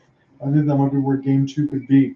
As this is picked up now and toward the right side of the wall, and Florida's got it. They've worked this in behind the net and try to fire toward the right side of the red line. As this gets chipped, picked up by Carolina now, off the backhand and then stolen. Here's an opportunity for offsides. One more time. It was Stahl racing in, but Marty Natras never tagged back up. And we'll have to do it again. We're 1926, so we've already had a couple of stoppages here. John here with you. I'm your play-by-play man. This is game 2 of the Sportsnet feed. Florida's got a 1-0 series advantage, thanks to a Matthew Tkachuk 4 overtime matinee. I was with you for that whole game. I'm hoping not for another 4 OTs, but if it does get to that situation, I will be here with you. Both of these teams, I think, play the similar style, because Carolina's a chip and chase, and Florida works behind the net. That can create some chances where defense can get into absolute lockdown. That's what we saw for a heck of a lot of stalemate as the puck goes into the bench. Tkachuk got knocked onto his knees, but I don't think he's any worse for wear, as you always see him with a smile on his face and chewing on that mouth guard. Jesperi Kotkaniemi 3 goals in the playoffs, all at home, so that's where he does a lot of his damage. He was really good in game 1 on that side, but Carolina still lost. Freddie Anderson got the loss in that game, but Antti Ranta is playing in goal here in game 2. Nick Cousins will take the draw here for the Panthers, and they'll win it clean off of a stick lift and send this one back in across the red line, where this will find Shea. He will get the clear, and now this is a 2-on-1 opportunity off the back pass, and this goes to the right of the goal mouth as they tied up Jordan Martinook and absolutely made him pay against the right side of the glass. But this will fall back to the Canes in the neutral zone. They'll gain the red line off the wrist shot dump in and do it again with Jesper Fast. As he puts this around the horn, this goes off a couple of skates. It sticks a fortuitous Carolina bounce that will allow them for a third consecutive time to gain the zone. But here's Florida now, right to left there in the white shirts with the blue pants. Here's a stretch pass opportunity for Eetu Luostarinen, as he has to try to finish his check on Ghost. Luostarinen trying to get around a couple Ghost cross checks as he's got this near the right side boards now. Anton Lundell, good-looking second-year player there for the Florida Panthers. He had a hell of a rookie year, as this is still being jammed in against the boards right now. They can't pry this loose. The refs can blow this dead whenever they want to right now. Jalen Chatfield is using his rear end to hold the puck in. As this is picked up now, a race for the puck. Florida will get to it first with Rako Gudas. We'll make a safer play, throw this around the inboards as Jarvis was getting chased.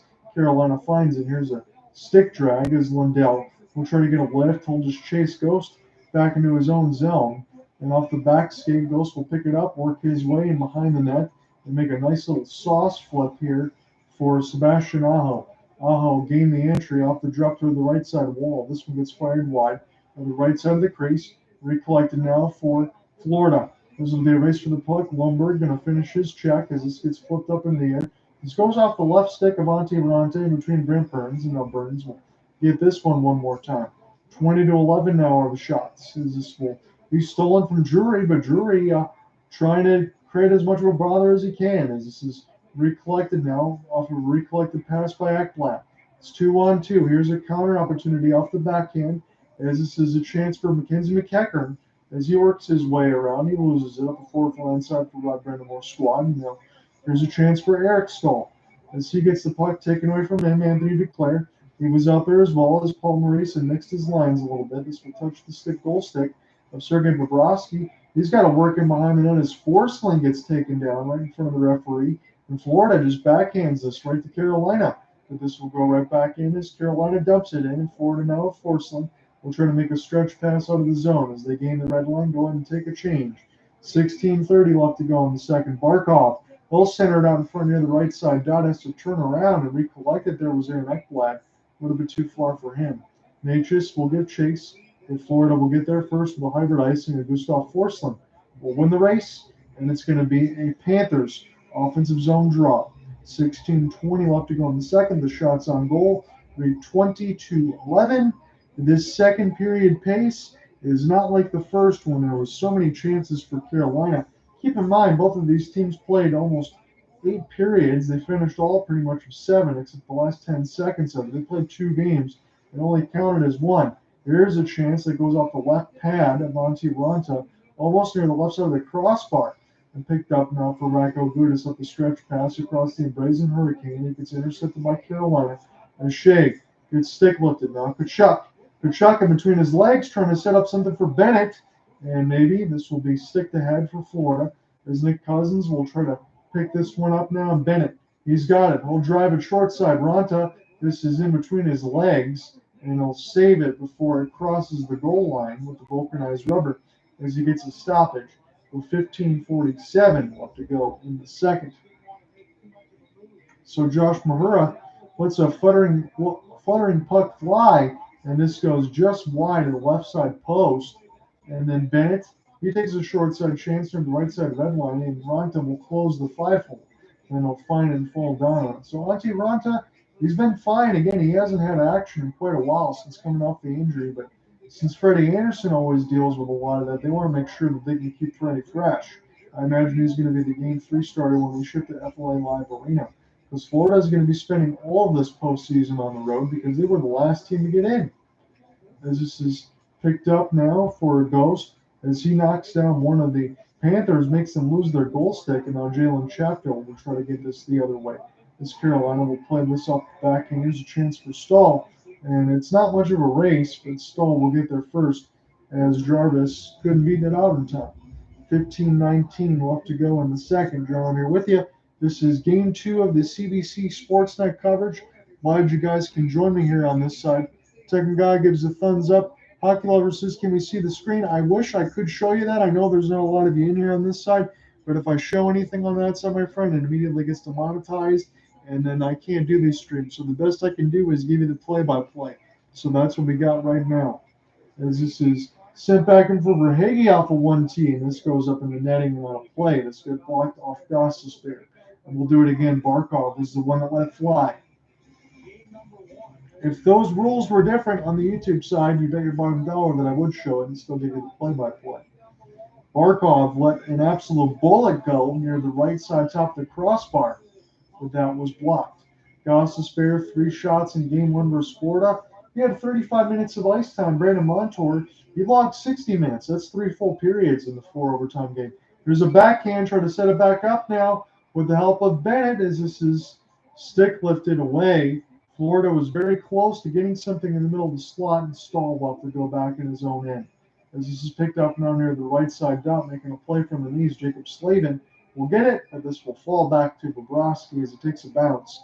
And this will be an offensive zone draw here for the Canes with 15:02 left to go in the second. The shots on goal still read 20-12. There's not been a lot of shots in this period, as we said. Both teams coming off playing 7 periods just the other day. I think there might be a little bit of a stick and hold there as Ekblad and Slavin, or Barkov and Slavin, excuse me, were tied up a little bit on that side. And, yeah, they will get one against Barkov. He got a little bit of a hold.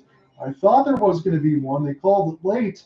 But Barkov, the captaincy, goes to the box at the 15:02 marker of the second. And Carolina will get their 3rd power play of the game. Florida's got just 1. As Carolina wins the draw, we'll throw this in an open dot.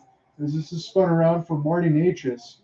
Now near the right side, this will be an opportunity for Jarvis. He can just hold this in. Off the backhand, Natchez tip play, and that one goes wide for Aho as it's sent back down the ice. So Carolina's power play, their third, is down to a minute 30. They're 2 for 7 in the series. Again, their 2 goals, they were 2 for 6 on that side in game 1. As this is picked up now off the backhand, Jarvis will put this around the embankment here for Brent Burns. Nason, we'll just stick check this thing here to Natchez. He didn't even pass it, he just kind of brushed it. As this is loose out in front, Jarvis trying to locate it as he lost it in between Natchez, but this will work for a clear, and Carolina will find it. So Brent Burns will take a peek back to make sure there's nobody behind him, and Carolina can slowly start their breakout here in the second period. They're in the all red at PNC Arena. They're down 1-0 in this series from a Matthew Tkachuk 4 overtime goal. That didn't end until 2:30 a.m. Eastern, when we got about an 8:15 p.m. puck drop. It was a long day for me on that side, and anyone that's been following along, but it was an incredible game.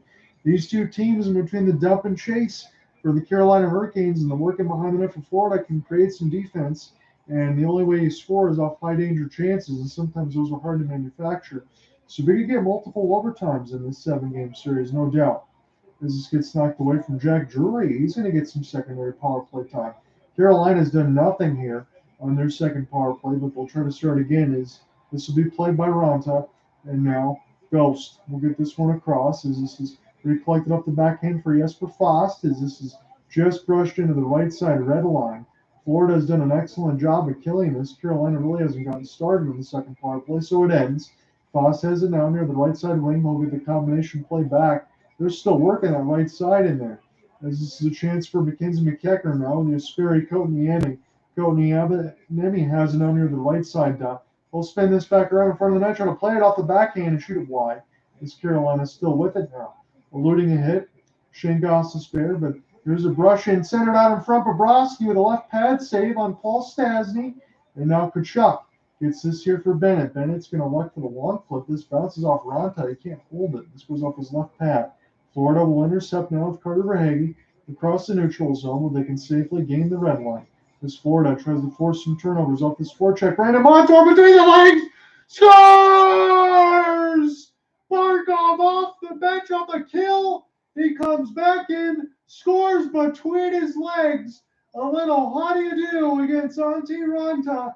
And Florida does have a goal, and this one will count unless Rod Brind'Amour wants to challenge for offsides again. He was 1 for 1. It looks like Mahura keeps it in. Barkov, silky, sweet, and smooth between his legs, schools Ronta as he reaches out, lifts it back there. No chance. Gorgeous goal.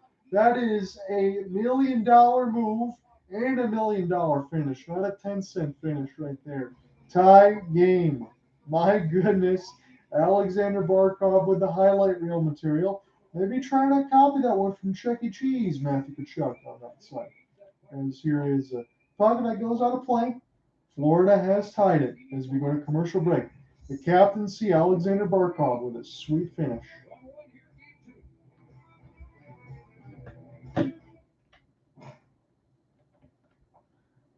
When you're involved in a car wreck, hope your insurance company will make your problems go away. They won't. Call us today for your free consultation. Brind'Amour and Partners. We can help. Hey, boys, what are the concerns today?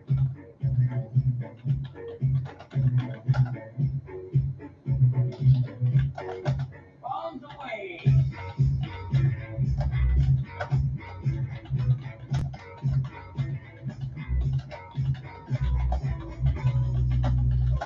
We can say, Always a good time, always a great deal. Glass of Oakhurst. At the Windsor Lakes Eye Institute, our main objective is to deliver the most advanced technology, the best outcome, and the safest environment for all our patients. That is our goal. Visit WLEI.com and book your free consultation today.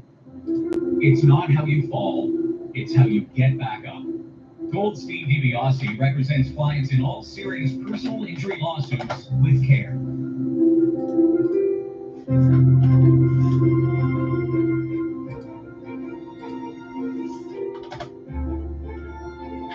Trusted relationships through the entire legal process. Goldstein DiBiase. Call us first. 519-253-5242. One to score here in game 2. The tying goal by the captain, Alexander Barkov. That was a beautiful goal. I wish I could swear on the YouTube side, but yeah, no, that's a thing I can't do with the copyright as far as the cursing and all that. But if I'm going to tell you this honestly, that goal for Barkov, you make sure you watch that one on the Sportsnet, ESPN, wherever you get your highlights, TNT. That was gorgeous. That was perfect. This hasn't been as frenetic a second period, Chris, as it was in the first.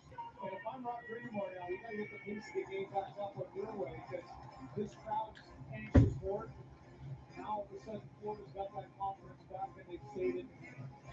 And now, we got the Florida in the second period, right? Yeah, seriously. So as we get ready here again for second period puck drop, we're right in the middle of it. It's a 1-1 tie. The second period's been very good for Florida in this series so far, and this is just right in the interim here of Game 2 with 12:10 left to go in the middle frame. They've outscored Carolina 3-0 in this period so far, as Barkov gets his fourth of the playoffs with 7:43. This is dumped down. Ronto will take a look at it. Josh Mahura with the keep in near the left side of the blue line. He got Barkov in the little slot, scored between his legs. As this is picked up now for Marty Natchez. It's a 1-on-2. We'll play out the backhanded pivot. So this one in the middle of the slot. Here's a chance for Burns. And this knocks Bobrovsky down. He drops the goal stick. It goes back to Burns. Now to the left side of the walls. Bobrovsky's in the butterfly, holding on to the right post. This is picked up now on the right side of the red line. Played in off the backhand. And Florida's got it. This bounces off a couple of players. Anthony Duclair will try to clear. They'll just spin back and pivot and try to get a stick check, but this one gets stolen. This will be picked up now by Carolina's defense there with Jacob Slavin, long-tenured Carolina Hurricane alongside Brett Pesce and Brady Shea. They've been excellent. Bobrovsky turns it over. They try to shoot off the backside of Bobrovsky. That's what they do now, which is one of his initial players. Bank it in off the goalie's back. They can't do so, but Aho gains the entry. Here's a back pass, and this is a great save. Aho with another rebound opportunity and a good block the other way. There's a chance for Forsling. Another shot for Carolina. This whistles past the right side post. It doesn't hit it, though. And Seth Jarvis has it now. Carolina starting to find some energy. Here's a chance. A block. A race for the puck. It took down one of the Florida Panthers. No call on that. So I thought there might have been a trip. As this is played, Aho can't keep it in the zone. And Bennett. Here's a nice little play there for Carter Verhaeghe. His whole drive is trying to get around Brady Shea. And good back support there by Sam Reinhart near the right side of the faceoff dot. He'll spin and turn as they'll leave it here for Anton Lundell.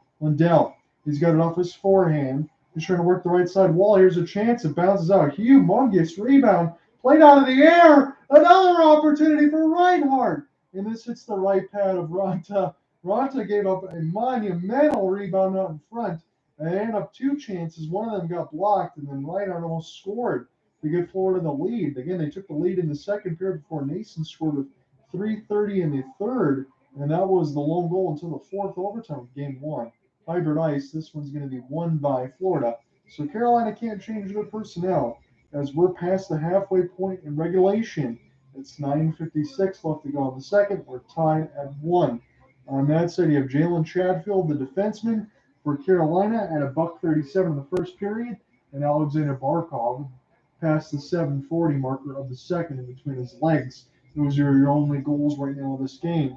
And dare I say it, if we get closer here and the score remains within 1, I get a little nervous that we might go into multiple overtimes. I had to take the off day on the Friday side. Again, I had to spend some time with the fiance anyway, but my voice was completely shot after 7 periods. Hopefully don't get that long again, but if we do, I promise you I'll be here, but that might make me a TBD for Sunday. As this is picked up now from Barkov and Duclair. Duclair will send this toward the right side. Verhaeghe now behind the net around for Barkov. And that didn't work as it was stolen the other way from Marty Natchez. Natchez now for the Kings as they'll gain the entry for Burns. We'll just wobble this puck into the right side of the red line as Natchez will give a chase for Alexander Barkov. Calmly play this off the backhand. Slavin will get there first as he wins the race. And we collected here for Carter Verhaeghe. As this is near the right side dot there for Antti Ranta, he'll spin. Able to play this safely here for Teuvo Teravainen. Teravainen with his outstretched pass. Here's Natchez. He tried to look for the one of the cutting Hurricanes just coming off a change, and that was easily intercepted. is Jalen Chatfield, the lone goal scorer for Carolina, the third line defense. He's got it. As the towels are waving here at PNC Arena, they want the Carolina Hurricanes to even this series at 1. We're just game 2 of the Eastern Conference Finals. As Stastny gets rubbed off the puck.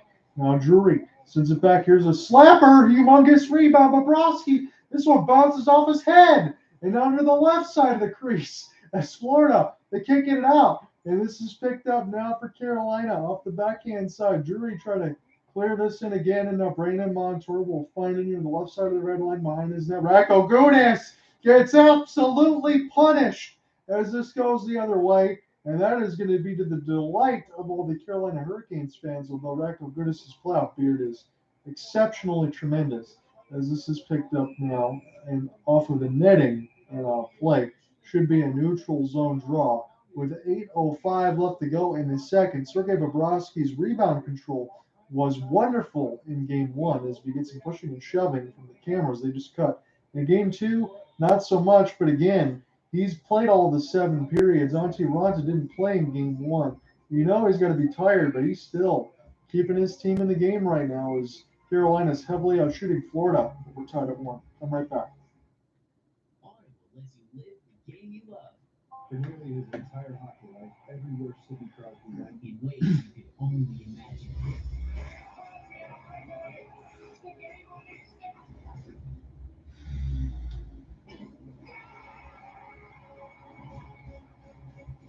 You can bet he felt he carried away in all things hockey. With audiobooks, podcasts, We'll throw this in there on the YouTube side. We got 6 votes now as they're starting to come in. We got an even 50-50 split. I said, will the Panthers take a 2-0 series lead tonight? And 3 of you say yes, 3 of you say no. I'll know now between the questions that they only last a day on that side, so I won't get those preempted, but at least I can get the videos preempted and loaded so that way you have all the tags and everything else, just in case if anyone does want to join on this side, they'll know exactly where to look. When a bet makes every day more rewarding, that's the BMO effect. What happens when we turn our country into one giant obstacle course? Canada's ultimate challenge. Stream free on BBC Channel. I'm Gavin Crawford, and this is a story about me and my mom and Alzheimer's. This is going to be a sad story, but it also has its funny parts. As my mom would say, let's not be kidding. Get early access to episodes on CBC Listen. Alexander Barkov goes straight into the highlight reel. This was over 4 years ago. Barkov had a breakaway between the legs, up and over, and outstretched Carey Price in the game against the Montreal. So Barkov, again, as we mentioned, his lone goal was between the legs of Antti Raanta. They showed it about 4 years ago in the playoffs. He got a between the legs goal against Carey Price. You know how much of a wall he can be on that side. Again, he's a franchise goaltender for a long time. We just hope to see him back on the ice so we can really get around the injuries. So he's got a goal in 10-17 of ice time as Barkov. He's got the latest one as this game is tied at 1 with 8 minutes left to go in the second. There'll be a race now and a chance for Gustav Forsling to play this off the backhand as this is sent back around. Now Ghost will take a look at it with Jalen Chatfield. And now recollected here for Drury is Drury with Stefan Nason. Sebastian Aho. Here comes a slap shot for Gostisbehere. This one gets blocked. Maybe an opportunity for Jarvis to pick it back up. Played in off the backhand now for Florida as they'll just try to get this out of their own end. It's Anton Lundell as he's off to the races now. We'll get this one off the backhand as Carolina. This will be a race for the puck, but this will be won momentarily by Jarvis. Good power off the offhand just to keep this alive as this takes the glove hand, I believe, of Jarvis. He able to catch his glove and put it back on, stay on the ice, go to the bench now. As this is sent back around for Bobrovsky, gets in between his legs, but Florida will locate it. With 7:05 left to go in the second, it's a 1-1 tie. And this might be this type of series where there's going to be all sorts of intrigue. Marty Nature's drop pass. Here's another one centered out in front for Kotaniemi, but he couldn't get his stick down. And now Carter Verhaeghe. They'll race. He's got it now. He's trying to find Duclair with a soft side of the air. Gets it for Verhaeghe. A little bit too far for him, but this will be kept in the zone as Brind'Amour flips it back around for Carter. And now sent back around. Here's a fake bomb. Picked up now for Mark Stahl. They'll let one fly. Barkov out there right now. He's got the tying goal.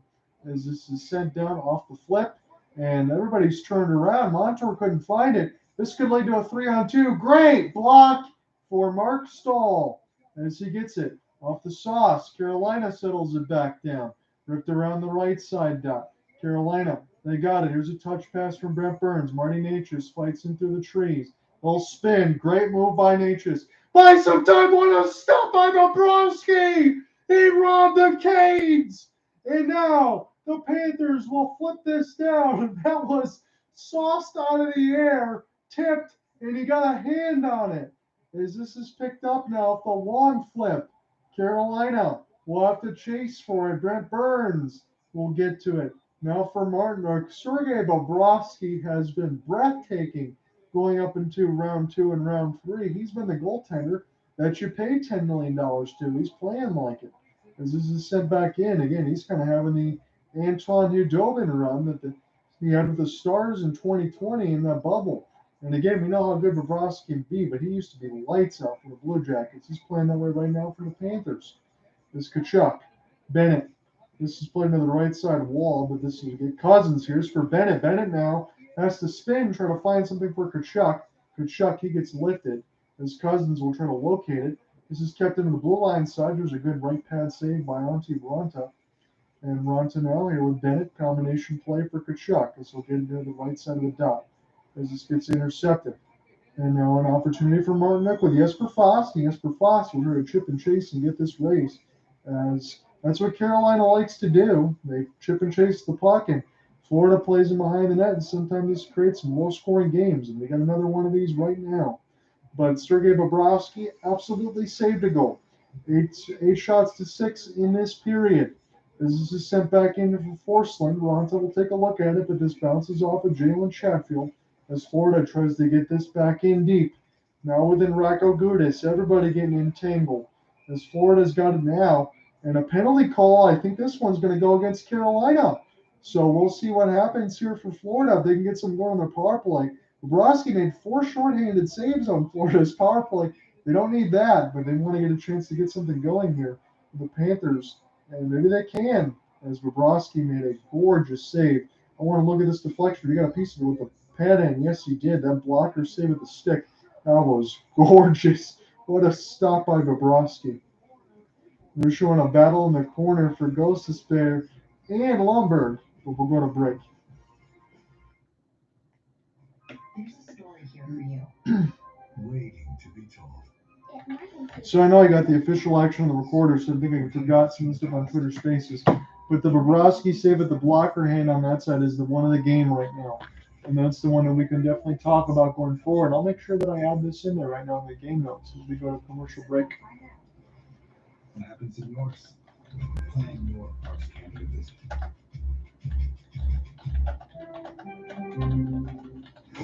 The Jeep No Limits event is here, which means more trails to blaze, more challenges to meet, more sights to discover. Get into a Jeep Wrangler, the most capable Wrangler ever. Or Jeep Grand Cherokee, the most awarded SUV ever. Jeep No Limits is here. Time to test your limits. Right now, I'll use the Jeep Grand Cherokee. I'm going to duplicate this box on ESPN just in case they show the shot on goal that got robbed, because you've got to make sure I throw that in the story. That is absolutely needed. How did they know we'd like something more? So see if this goes into the live action. Instead of downloading it, And this is, so Shane Gostisbehere got called for a high stick. more people should have it. Tebow Teravainen got robbed off the tip in. Now as low as $55 a month, and count on more volume to come, because we're with you all the way. Therapy, the new podcast, One Step Beginning Groups of Laughter can be the best medicine when dealing with loss. Available now on CBC Listening or wherever you get your podcasts. Second power play of the night for Florida. Gostisbehere in the box. Panthers 0 for 1 at 6 short-handed shots. So Panthers on the power play as Ghost is going to go to the box. 6 short-handed opportunities for the Hurricanes on the Panthers so far on their power play. So That's got to get cleaned up as the Panthers get their second power play opportunity. Bennett will pick this back around now for Tkachuk. As Bennett's now on the high slot, this will be an opportunity for Barkov. Bennett with it, gives it back to Alexander Barkov. Barkov, as he's patient, will work this here.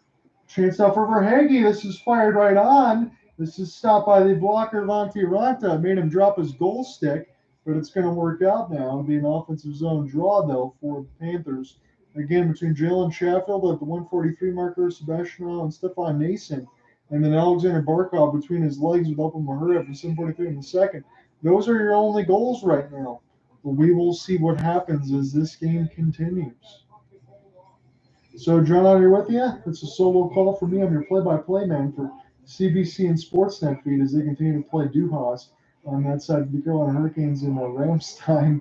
I like that on that side. I get your blood pumping as this is sent back around now for Alexander Barkov.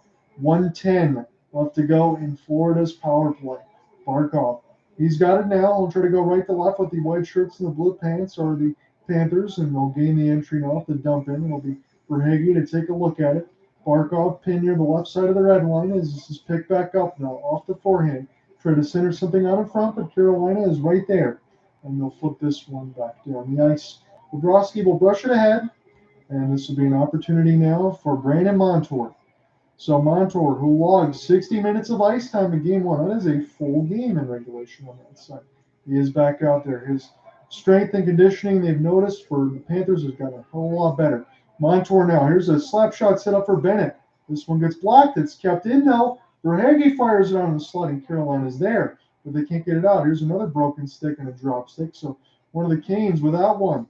As this is a chance now. Bennett will fire it out. Big rebound. Ronta. He's trying to hold on the right side post. They've not blown the play dead yet. And now they finally do. I imagine we're going to get some pushing and shoving here. Slavin lost a glove. Jesper Fost is in there. Brent Burns is getting punched off the top of his dome. No surprise to me that Matthew Tkachuk is in the middle of all this. Montour as well. He wants a piece of Seth Jarvis. And we knew things would get a little bit testy as Montour hit a little bit of a shove there of Jarvis on that side, just to make sure everybody knows how much the heat's been turned up in the kitchen. There's a failed to clear opportunity, a broken stick shaft. I think Stahl tried to clear it, and it just broke in half again. It's the second time that this happened against the Canes, but Ranta was able to fall down on the puck as the mass scrum just ensued right in front of the net. And there was a party there, little Beastie Boys, as it was all in front of the net. And Tkachuk threw an absolute uppercut to the face of Brent Burns, and he's got the smile on his face and he's rolling his eyes. I think he's going to go right to the box on that side. So Tkachuk lost his helmet. Ryan Lundberg just spinning it with the stick. So you got Burns in the box. I think you got Jarvis in the box as well.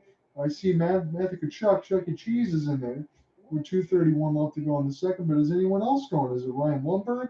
Who else is going to be joining? So Lundberg might be going to the box as well. Ryan Lundberg on that side. So let's just give you a little reset as far as what ESPN is dictating. Ryan's making sure that Matty's got all his stuff there to work with. So it's Brent Burns and Tkachuk. They're going to need a little bit of a minor there, a little bit for roughing, because Brent Burns took off the helmet of Tkachuk, and then Tkachuk gave one of these right in between the chin on that side. And then we'll see whoever else goes. I saw Seth Jarvis also in the box as well. But that might just be the carryover time on that side. It looked like Jarvis and Ghost.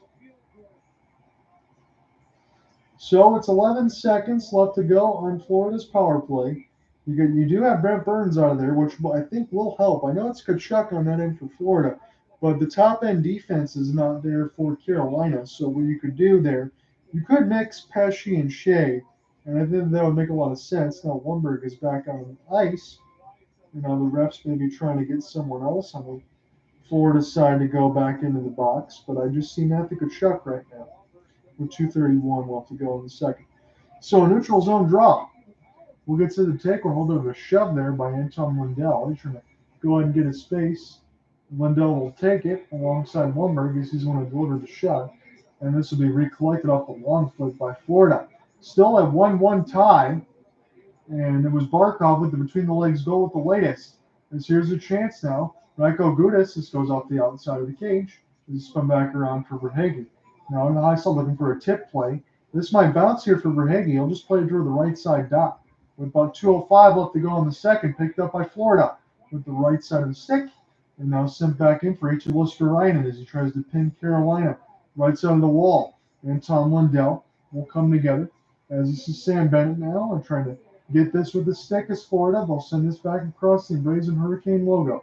And at 45 left to go in this second. We're still tied at 1. Here's a chance now for Jarvis.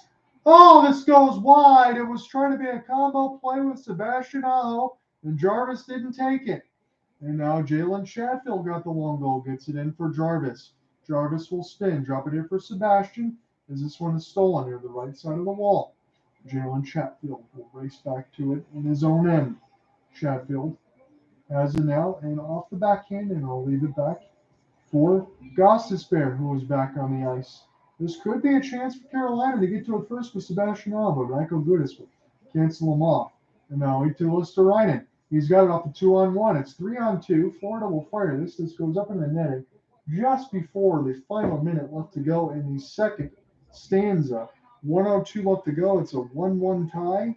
And I'm getting a little nervous here, folks, on this side that this game may be trending much like game 1. And if it does, I feel like I won't be able to make the quick turnaround for Sunday as much as I want to, because if we get another 4 periods, I'll have called 4 games essentially in 2 days.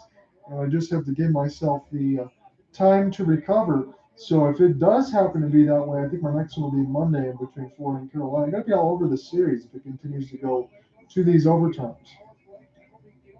So we'll take the offensive zone draw as Stahl absolutely hit one of the Panthers up in front of the neck as far as a takedown.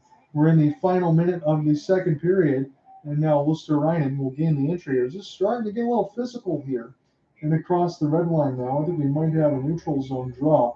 Wouldn't be surprising to me as I see Carolina start to throw those bodies in, get a couple checks into the neck of a couple of the Panthers players, that we might see a little bit more here as we get into the third as far as a Florida pushback. 49 seconds left to go in the second. John, there with you. We're going to get set to close out the second period of this low-scoring game. It's just 1-1. So Rod Brind'Amour and Paul Maurice, we talked about that. Paul Maurice was in the coaching staff. He was the head coach. It was Carolina. He played there. Paul Maurice, or Rod Brind'Amour, was a player on that side. These guys know each other's tendencies, and these are 2 really good teams playing against each other between this Final Four, between Florida and Carolina, and Dallas and Vegas. If you guys aren't watching some of this hockey, I think you're going to be missing out, because both the conference finals, game 1 win in OT, there's going to be some great long series. As this is picked up now on the high side slot, here's a deflection opportunity. This is loose out in front. Carolina able to get this out. This will be a race for the puck. Jesper Fast up the 1-on-1. He'll toe drag and pivot, find some space. Kotkaniemi for a rising shot.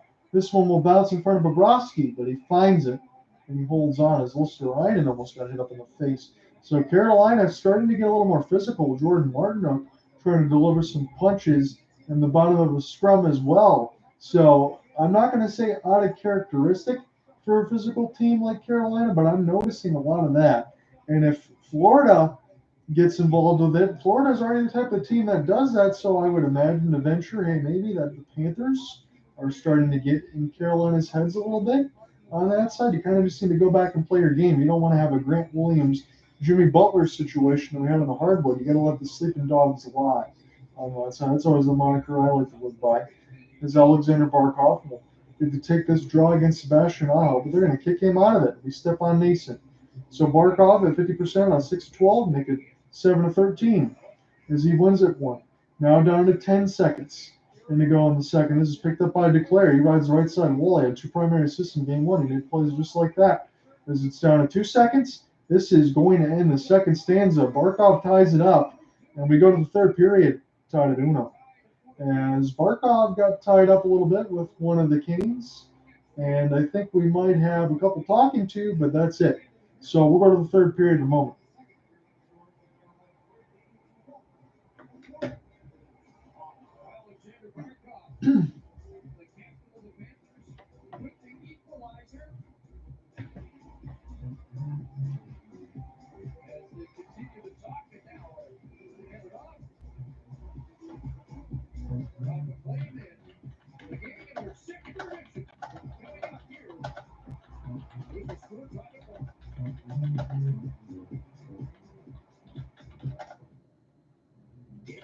hockey with the NHL app.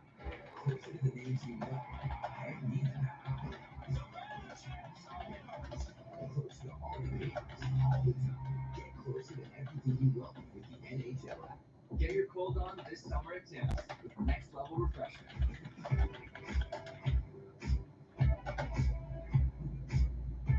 Our new sparkling quenchers are bubbly and make a big splash.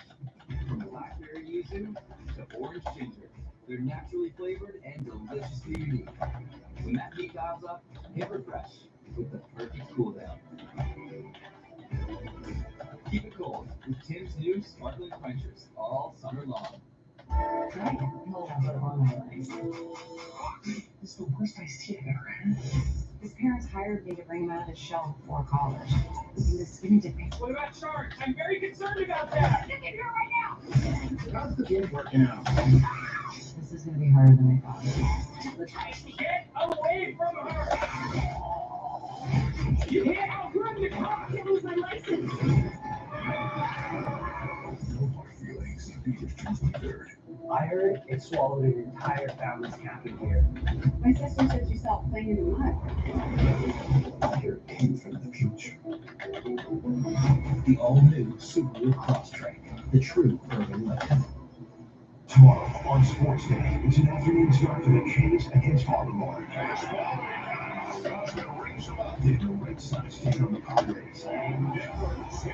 Meanwhile, Hockey Central previews the Western Conference Final. It stars Golden Knights at the Eastern. So let me give you a quick little second period reset, then we'll get into the discussion I want to have for the second period, and then we will get set for the third on that side. So not a lot of shots in the second period. Josh Murray able to get a keep in and find Barkov in the middle of the slot as he scored between his legs at 7:43 of the second. Bobrovsky absolutely robs the Canes with a blocker save.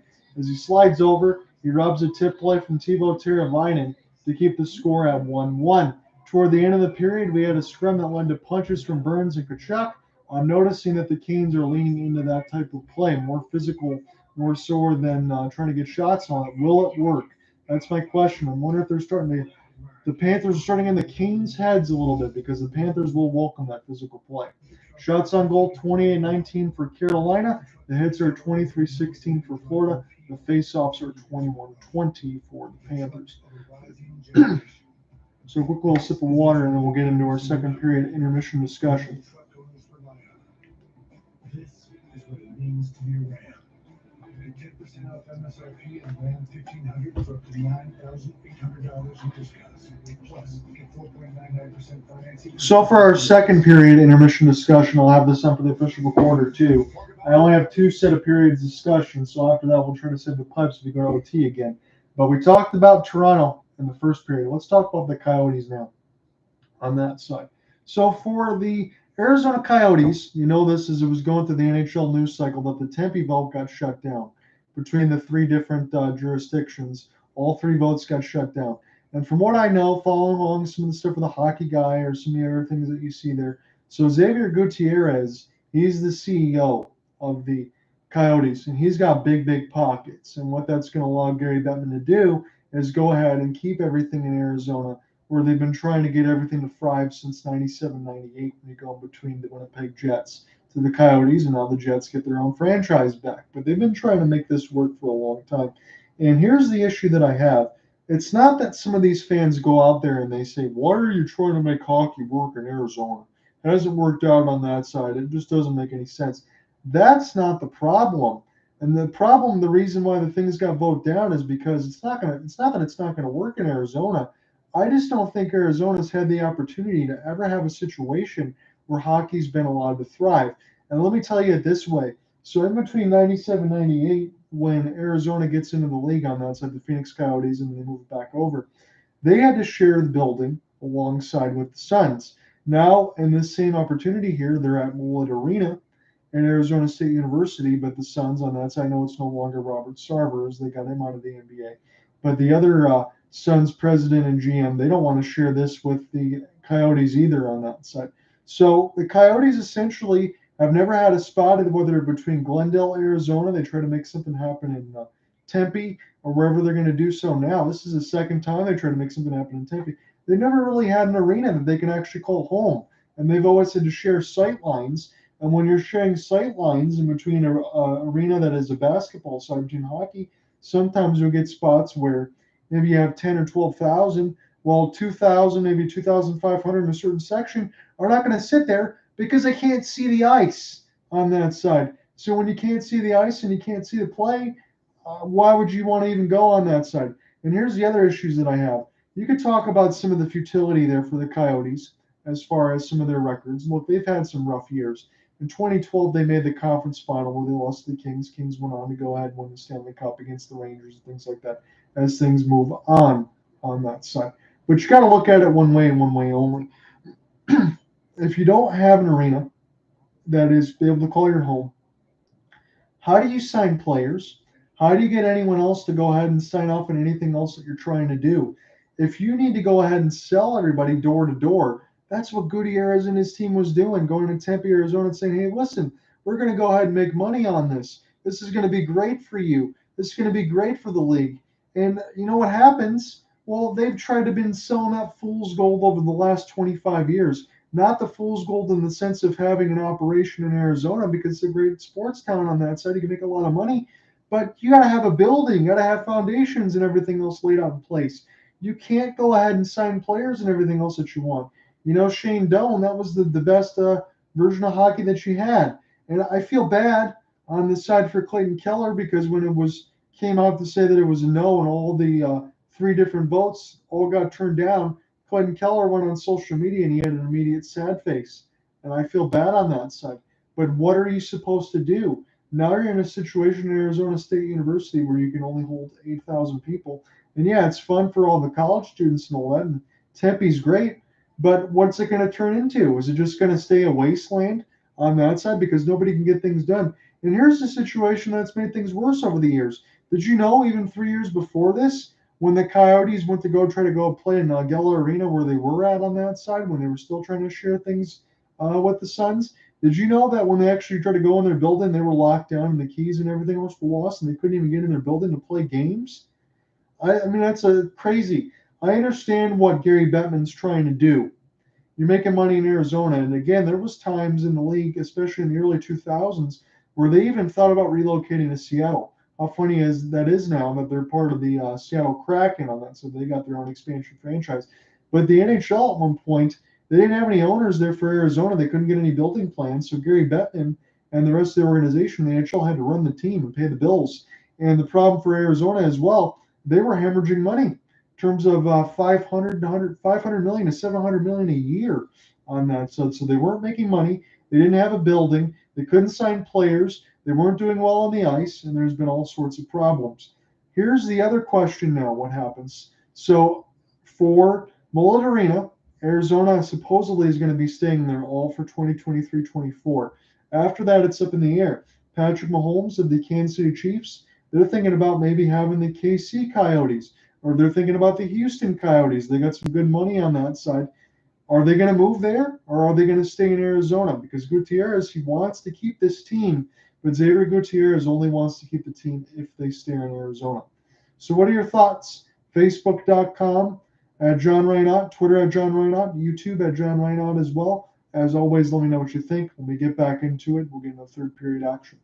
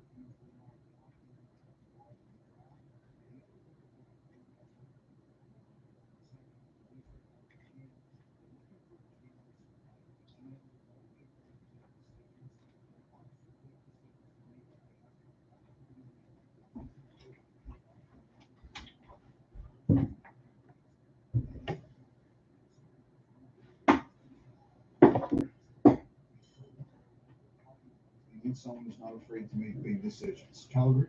Yes, so Calgary, I think we're going to know early next week what they're looking at. There's a lot of talk about Craig Conroy, and I do think he's a very serious contender. But Ron, I do think we're going to know early next week which way they're going. Bruce Whiteford, technical producer. Elliot, you've worked with Bruce. Has to be the most nurturing co-worker any of us has experienced. Big, loud voice. He started out as a DJ at CFNY. Incredible careers with Fred Parker in that shot at Craig McDonald. Fred was in the Hack was a longtime director of the National with Peter Mansbridge and did sports for us, Sophia Olympics as an example. Bruce technically produced a lot of our broadcasts, Hockey Night in Canada, Parliament Hill. He would do Canada Day. He would do the Olympic Games. Just an incredible gift. There was a quiet within that big laugh and that big voice. And not only that, I want to mention Laura and his wife. This is a 40-year creative relationship. They had a beautiful home and still do in Glen Williams. Laura, I want you to know when you're out there talking to the flowers, talking to the shrubs, you're talking to Bruce, the way that he and I talk to you through this television doesn't mean a thing, TV, unless we feel there's someone out there who we don't know exists, but we believe exists, and that'll be your beloved Bruce. He was such a gift to us, a gift to Global, to CBC, to TVO. He could light up a room. He was a lighting director by trade. He could light up a life too, and he lit up ours, he lit up yours, and much love to you, Laura, and much love to you, Bruce, for all.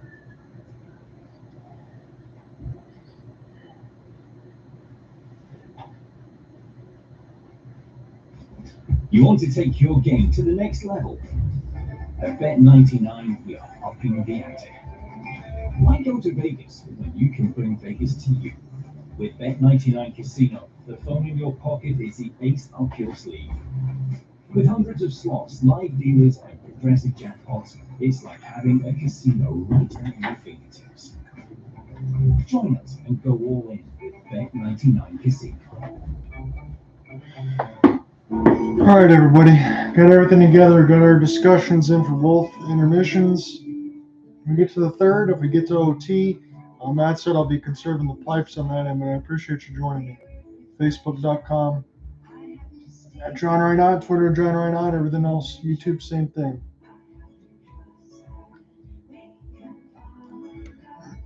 You can depend on ESSO to be the place between places, connecting you to what's next. Are we saying there's a chance that So we should be getting here for third period very shortly on that side. We talked about the Maple Leafs and the Coyotes during both of the intermissions on that side as far as GM and placement in Tempe, Arizona. And we've also talked about the game itself in between Florida and Carolina. I've been giving you the play-by-play. John Allen, your play-by-play man, will be here for the start of the third period as we got another bottle of water here all set up on that side. I think I'm anticipating another OT game, depending on how long that goes. That might stop my availability for the early turnaround for Sunday for the Dallas Stars and the Vegas Golden Knights. Because if we get another 7-period game, I don't think I'm able to handle that. As far as a 3:30 turnaround, my voice can be completely gone. And if I get a chance to work with Cooper Hopkins or anything else again like that, I don't want to waste it. I'm going to take a look at my local assignment here for the Waterford Sharks, see if they have the lead. The score is 4-4 after 2 for them on that side. So that's for me in the Michigan Independence Hockey League. That's the best of 5. So if the Sharks and the Voyagers have won the last 2 years in that league, and the teams of 6. If Sharks get a split, we'll get a Game 5 broadcast on World TV with John Stoner. Also, I'll have the link on that side where you guys can follow along. So 4-4 after 2. And we will keep you updated on that side. I feel like their game's going to finish before this game does. I will have the complete game coverage of the Panthers and the Carolina Hurricanes at hopelesssportsguy.wordpress.com. As far as the written stuff, all the play-by-play will be in the audio recorder on this side, so you don't hear the extracurricular stuff. Just the intermissions discussions. Really? Yep. Score the lowest fees with Skip. The Panthers and Heat both 8 seeds in their playoffs. I keep forgetting this because they show this on Sportsnet, but it's correct. The city of Miami got to feel pretty good in Florida on that side. The Panthers can take a 2-0 lead, The Heat have already taken a 2-0 lead. They stole both games at TD Garden in Boston. Thinking about Monday night in Miami, going to the Florida Panthers game. Or you want to do that? I'm thinking about Charles Barkley said he might go to the Panthers game on the inside the NBA on TNT. I knew Matthew Kachuk, but you ain't Shaq. That's true. Said Barkley among those who stayed up for the entirety of Game 1. The TNT broadcast crew will be down in South Florida for the Heat and Celtics series. He's been giving Kachuk a lot of love, Bobrovsky a lot of love. Surely he's been liking what Florida's been able to do through 2 periods again tonight. And we know he likes your hair, pal. All right, ladies and gentlemen, let's get into this. We're going to begin in the third period puck drop. We're very close to it right now as they're showing the fans. They're waving the towels at PNC. Carolina, they're trying to urge their team to get to a 1-1 series tie. Florida's at least already done their business. They take a 2-0 foothold against Carolina. That's a definite shocker again. But they've been doing that. They did the same thing against the Bruins down 3-1. They beat the Maple Leafs in 5. So Florida's no stranger to this. So third period puck drop is underway. It's Jacob Slavin mixing it in between Brent Burns. The top line's out there for Rod Brind'Amour's squad on defense. As this is flipped in now. Carolina will take this one right to left in the third period. They're in the All Reds. Marty Natchez will fire it across the window as this one gets blocked. Picked up now by the Panthers. This could be a 2-on-3, and blowing a tire is one of the Panthers now. Slow to get up. Here's a drop pass, and here's another one for Teuvo Teravainen. As they're trying to collect, but he ran right out of room, and Anthony Duclair got right in his way. Duclair will get this one near the right side dot as it gets stolen, recollected now for the Florida Panthers and Carter Rahegi, as we'll go left to right in this third period for the Panthers. They're in the white shirts with the blue pants as Brandon Montour gets hit. Centered on in front of a great play for Bennett, and he gets robbed by Antti Ranta as he closes it out near the left side post. That would have been a go-ahead goal for Florida very early in this third. As it is, it's tied at 1-1. 28 shots to 19. Played in off the backhand now. Aaron Ekblad will quickly get this the other way for Bennett as this is picked back up by Kachuk. It's Sam Bennett. He'll gain the entry. He'll rock the handle and toward the right side as this is cleared in by Kachuk. He will collect. Throw this back to D. They just keep it on to the left side of the blue line. But this is recollected now by Carolina. Play this in off the kick plate as this gets knocked away. Picked up by Jesper Fast. Aaron Ekblad couldn't get there. Jesperi Kotkaniemi takes a hit. Sergei Bobrovsky now will calmly collect this off a flip, send it down now, and Gostisbehere will play it to the defensive partner of Jalen Sheffield, but there was all sorts of danger in front before Florida can spin it back around. Sasha Barkov tries to make something happen with it as Luosterainen was out there trying to pry the puck loose, but Zeph Jarvis will leave it here for Ghost. Again, the former Philadelphia Flyer and Arizona Coyote is going to get a chance now to maybe do something with the Carolina Hurricanes. He's in the Final Four alongside the Florida Panthers. Florida Panthers, a lot of people didn't expect them to be here, myself included, but the way that they've been playing now, they're not just playing with house money. You got to consider them one of the favorites, considering everybody they continue to take out. Again, you beat the Bruins, you reward the Maple Leafs. You beat the Maple Leafs, you reward the Carolina Hurricanes, who have been the class of the East for a long time, so just keep them coming. And even on the Vegas Golden Knights, if it is that point of the Dallas Stars, these are the most complete teams left on the west side. So as this is picked up, here's a long risker. This one gets deflected off the right pad of Antti Ranta as Stastny will try to locate it. Get this out of his end. Ryan Lundberg, he lost it, but it's gloved down there. Stahl will try to get a piece of it off the backhand as it gets recollected now by Jacob Slavin. Played in here for Brent Burns as he gets knocked away from the head. Now Stastny picks it up here for Jack Drury. He thought he had one, but one of those ones was called offside. Mackenzie McEachern jumped too early off the field. Rocco Gudas clear. 16:55 left to go in the third. John out here with you on the play-by-play side. John right out on YouTube and on Twitter Spaces. As this is sent in now for Drury. Here's a reverse hit. And Lundberg, Lindell, Carolina has to collect it here. Stahl drive to the net. They can't lift it on Bobrovsky as there's some pushing and shoving in front of Big Bob's net. And now Montour gets an absolute takedown. Little UFC as legs and skates and everything else are up in the way. Got to be careful of the zebra side. Make sure you don't take a skate to the face. And I mean that wholeheartedly as Montour was not playing games. He got the immediate takedown. As Brett Pesce just keeps this in across the blue line, which started. And Mark Stahl got a reverse hit there on Natchez. And a pickup by Jordan Stahl drive to the net on Bobrovsky, and then there was an immediate headlock. Was this Montour against Jordan Stahl? Yes, it was. I thought it might be brotherly crime. I was like, there's no way Mark Stahl and Jordan Stahl would be punching each other across the face like that. It'd be Montour's job. That's why he played 60 minutes of ice time in game one. He said he needed some oranges and some mangoes and everything else. Even those guys were sharing some slices of pizza on that side in the 4 OT game because you just got to get something in your body and get some energy. That's how crazy it was. So they're getting a chorus of boos right now in Carolina. That may mean that Hurricanes, there are going to be no calls on that, and they want him. Well, they're not going to get one. Sam Bennett will go ahead and win this one. 16:35 left to go in this tie game at 1. As it's sent back down the ice, this will be blown dead against Florida, so they can't change Montour. Again, he had 60 minutes of ice time, the defenseman in game 4 OT on that side. Now it's at 18:03. So that's going to continue to climb, and it looks right now, even with the shots on goal and the 6 shorthanded chances that Carolina had, I could see this being another OT game consecutively. I did say within the first one, I think this could be a series that reaches OT consecutive times. Nobody's going to tell you 4 OTs. I certainly hope not. But if it is, we will be here.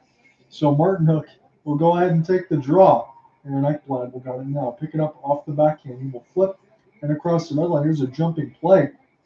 And now Nick Cousins able to get this here with the help of Gustav Forsling and fire it in. Kachuk will race for it now. Play this off the backhand, centered out in front for Bennett, but it got blocked. And now Florida try to hold this into the right side. Here's Kachuk. He'll spin, wrap around. And that's saved by Antti Raanta with the left pad. As Kachuk will try to find it there alongside Bennett. Kachuk, and now Bennett. Combination play to the right side. It's Kachuk all by his lonesome again. He'll turn. Pull off the backhand. He gets taken down. So does Bennett. So does one of the other Florida Panthers as the stick was broken on the right side. I can't believe there was no call. As Forsling now with Jesper Foss, he's trying to use that body. Forsling centered out in front off the backside, off the left post. They're jamming away at it. There's Carolina. This will fall back to Brent Burns. He tried to settle it back down. The ref's got to jump out of the way. There's just a massive humanity near the left side face-off circle. And now picked up by Jacob Slavin. Slavin now will try to locate. As this is near the right side boards, Florida just trying to poke a stick at this thing. With 15:15 left to go in the third. John, I'll be with you for Game 2 of the Eastern Conference Finals. Again, as I've said, I haven't covered either one of these teams in the playoffs up until that 4 overtime Game 1. And now I feel like we can see everything they're all about. The dump and chase for the Carolina Hurricanes and the behind-the-net play for Florida. They want to try to get to high danger chances, but sometimes when you're doing that, that's going to limit the amount of actual chances you can get, which could lead into multiple overtimes. And that's what we saw in Game 1. Will we get that in Game 2?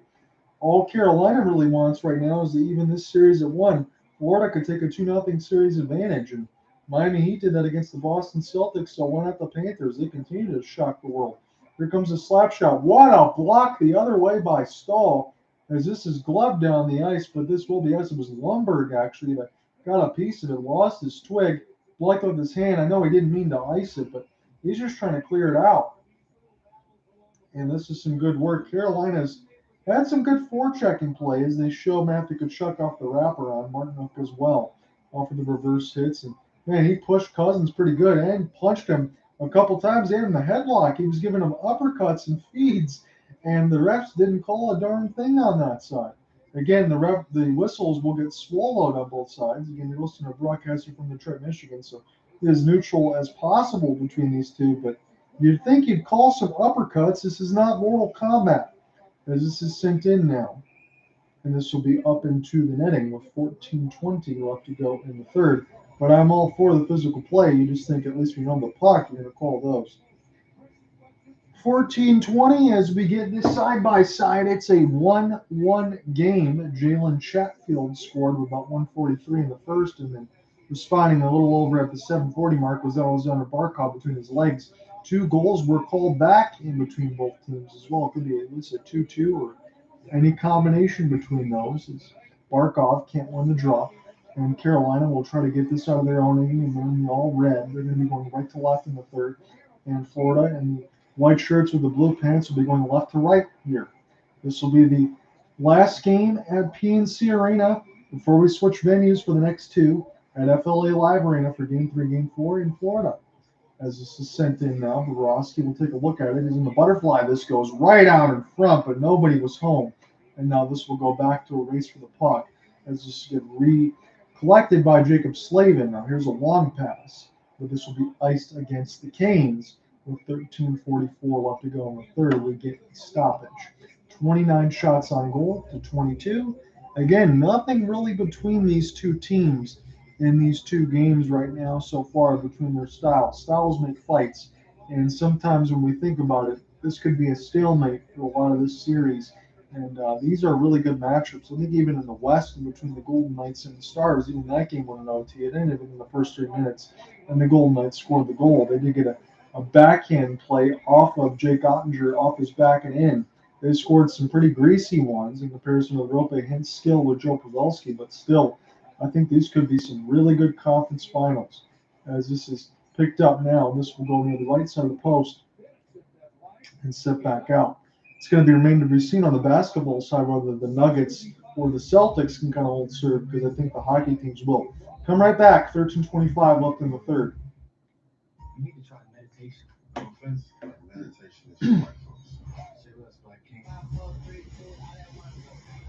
streaming. See the movie of that. Only on Disney Plus. No one is gonna think that you can play dressed like that. Look like a modern hooker with low body fat and functional strength. But dressed like a white girl at Whole Foods. Why did not See Qua Walls, Jack Harlow. The white boys got to go.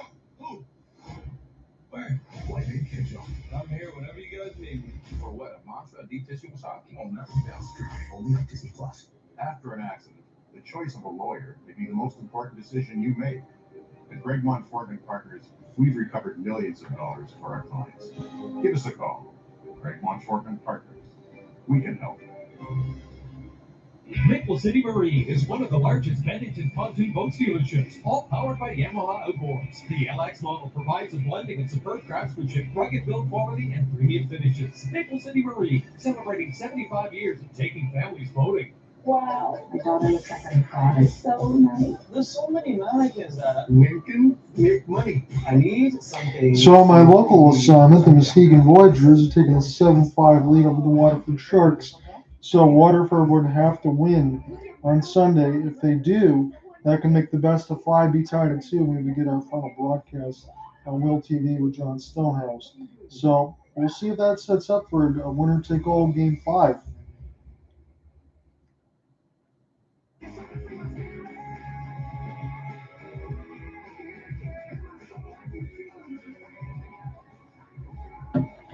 But my assignment right now is with you guys on the YouTube side. It is the Florida Panthers and the Carolina Hurricanes. We are tied at 1, and I kind of feel like we might be destined for OT again. And I'll be here as long as it takes. It just feels like this is going to be that type of series. Let me know what you guys think.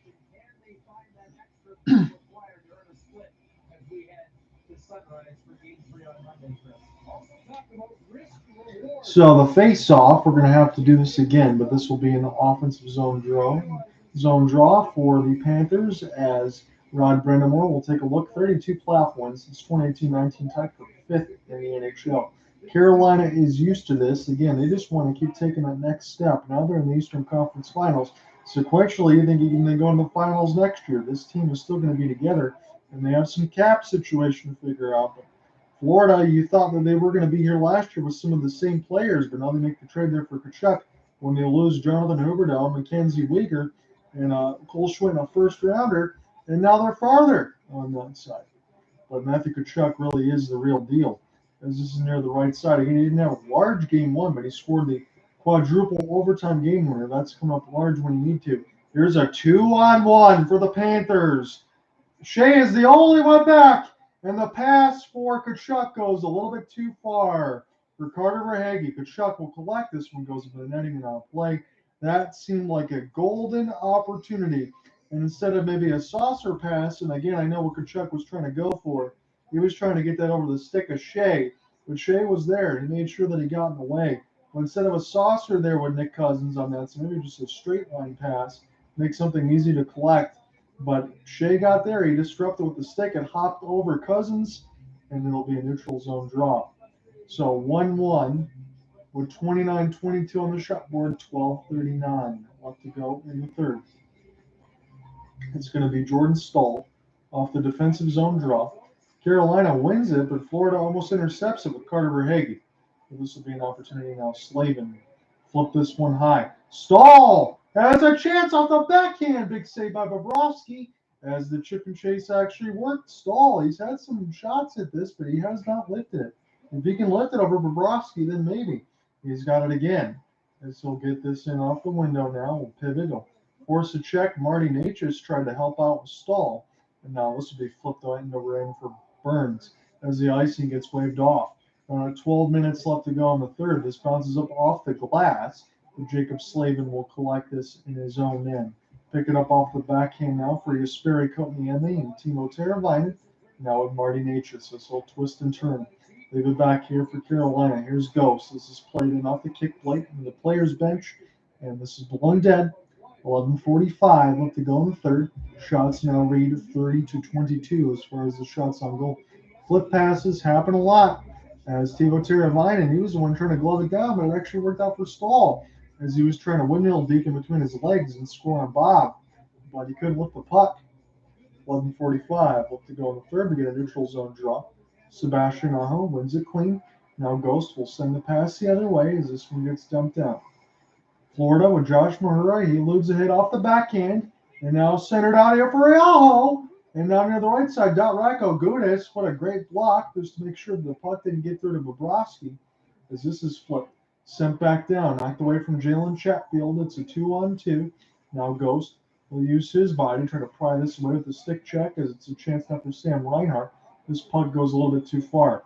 It'll be a race. It'll be a chance for Aaron Ekblad to find this one. I'll slowly put this around the left side of the red line. And we'll get set to start again. We're almost halfway through the third period, and we're tied right now. So that's why I have a little bit of fear in my heart for as long as this game's going to go. But I enjoyed that 4-overtime game. Maybe we'll get something similar as this is picked up now for Reinhart. Mackenzie McEachern, he thought he had a primary assist to set up Jack Drury, but he was offsides off a failed Gudis clear. Carolina. Here's the long flip. And toward the left side of the red line, Jack Drury will find it now. He'll spin this back around for chance for Paul Stastny. Stastny can't find the puck. And this is collected in off the backhand. Now here's a bounce. Here for McEachern. He'll play it off the backhand. He shoots it way wide near the left side of the red line as they knock down Racco Gudis and Aaron Ekblad. Here's a chance now for Pesce, and he will touch it with the help of Shea. 10:18 left to go in the third, and we get a stoppage. So the long flips are starting to happen for both teams, and this is where I question the third period on this side, guys. How much energy is left? Because this is essentially, once this is done, period number 10, and this will only be 2 games on the side, not 3 on that side. So we will see what happens. Again, Antti Ranta, he was the one that got the start. He's been pretty good on that side. Florida's had to face more chances. Bobrovsky, one more time, he's been brilliant. He will get the off day when they switch to venues, but Freddie Anderson's going to get a complete reset, get an extra off day as they switch venues, because I think he's going to probably start game 3. As this is picked up now. A nice play out of the own boards. And now Florida has it. They'll play it in off the backhand before Carolina gets a chance to reset with Jacob Slavin. Take this D-to-D alongside Brent Burns. Try to gain the entry right to Jesper Frost in the middle of the ice. Able to stay onside. Brent Burns with a drag. Diving play across by the Florida defense. That was Kachuk to make sure Martinook didn't get an opportunity. But Brent Burns was making it look a little swaggy on that side. The defenseman had some moves. As Kachuk and off the window now. Montour will clear this down. And now Carolina will go ahead and get to it. Sam Bennett gets taken down. Jesper Frost. We'll have a look at it now. With 9:20 left to go in this third, we are tied at 1. As this is sticked up in the air, a chance for Shea. Shea will go off the defensive partner. This is cleared in by Florida. Near the right side of the red line. Florida now trying to keep this in. It's a 2-on-1 for the Canes. Martinook. He doesn't get the pass. It was a chance for the captaincy install, and he just try to take the shot. He lifted it, but Bobrovsky was there. My goodness, I thought that they would take that cross pass. But Bobrovsky makes the save. As this will go back here for Brandon Montour. Calmly play this off the backhand on the right side of the window. Carolina intercepted between the legs, set up Slavin for the tip. This is tipped high toward the right side of the red line, now behind the office of Big Bob. This will get recollected by Anthony Duclair. Duclair will flip this one down the ice. I believe it's going to be yet another icing against Florida. So Carolina getting close on some of these chances, but again, close is not close enough on that side. Matthew Tkachuk with a beautiful defensive play. He made sure Martinook didn't get one thing on that side. Brent Burns absolutely undressed Lomberg on that side, and Matthew Tkachuk saw it. He made a diving play the other way just to make sure a 2-on-1 didn't even happen. As Duclair rushes, and this is brushed aside for Shane Gostisbehere. Great defense as he helped out Sheffield. Aho tried to get to it as a stick goes flying, and now here's another 2-on-1 backhand play, drive, shot high for Carolina as Chatfield tries to get this the other way. And it's taken down Jack Drury on that side as he continues to get worked over there by Forsling. It's Stefan Nason. He's stuck down to his knees as Aaron Ekblad trying to find it. Sebastian Aho may actually get to this now. He plays it left-handed off the back and left side wall. Gostisbehere with the tip. This one goes wide. And Antoine Lundell will get this one down. And it's too far yet again. It's the fourth consecutive icing against Florida as Nason was all bunched up. He might have got hit up in the ribs. Nason had a chance with a backhand drive. He undressed Forsling, went to the net, tried to get it up high on Bob. And did he hit the left side of the post is my question. Went up high, but he missed it. As Nason is kicking the door, he is very upset with himself. He had a great drive and a great play. I understand he wants to score the go-ahead goal. He was making plays like that. He's going to get a goal. So keep the nose to the grindstone. That's all I say when you see those players get upset. But you know the stakes. It's the conference finals. Carolina trying to even this up at a game apiece. Florida trying to go up 2-0 here in game 2. As this is centered out. Stasny shot one right on, and there was a Redwood right in front, and Bobrovsky still made the save. Reinhardt now off the backhand as this is cleared in now for Freddie Anderson. Anderson off the touch. The shots this period are 3-3. The shots have gotten lower and lower per period right now. And you can understand that because, again, we've had so many periods. This is period 10. Chance out in front. Oh, across the line. The pass goes across the line. Couldn't get the shot off. Oh, my goodness. There was a chance for Colin White. As this will go the other way now to the neutral zone. Florida doesn't pick it up. Now near the left side dot. Here's a chance to stick chop this thing with Radko Gudas. And diving block, keeps it in. Shane Gostisbehere trying to dump it in deep with Aho. And now Jarvis will spin. Man, he gets upended as one of the Panthers. Jarvis absolutely laid one out. Jalen Chatfield now for Jarvis. And this is brushed aside by Florida. 6:30 left to go in the third. Jalen Chatfield gets taken down. Crowd wants a penalty. They're going to get one. A tripping call against the Florida Panthers with 6:25 left in the third, and this may be against Radko Gudas. So Florida takes a critical penalty. Radko Gudas goes to the box, and Carolina, man, Colin White all the way across the goal mouth and out. And it's Carolina the power play yet again. Come right back. Not a lot of time left in the third.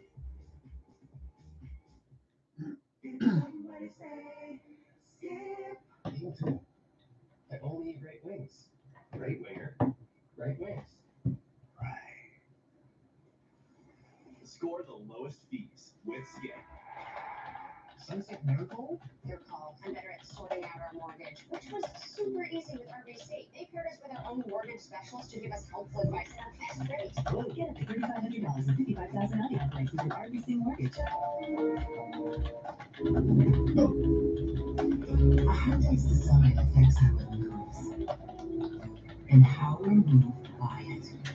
Introducing the all-electric Ion 6, taking wind resistance to a new low and electric vehicle range to a new high. Because at Hyundai, we're not just making history, we're making wow.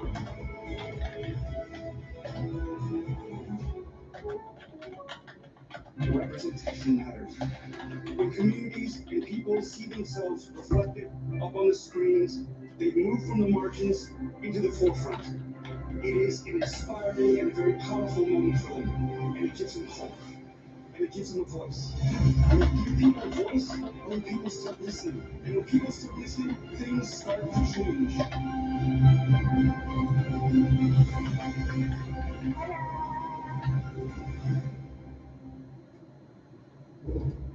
Top Performer is brought to you by the Next Generation GMC Canyon AT4X, the official vehicle of the Nowhere.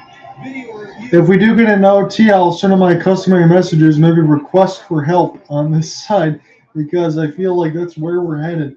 Couple chances go through the goal mouth. Colin White had one, and Matthew Tkachuk with a diving play and across a chance for Martinook.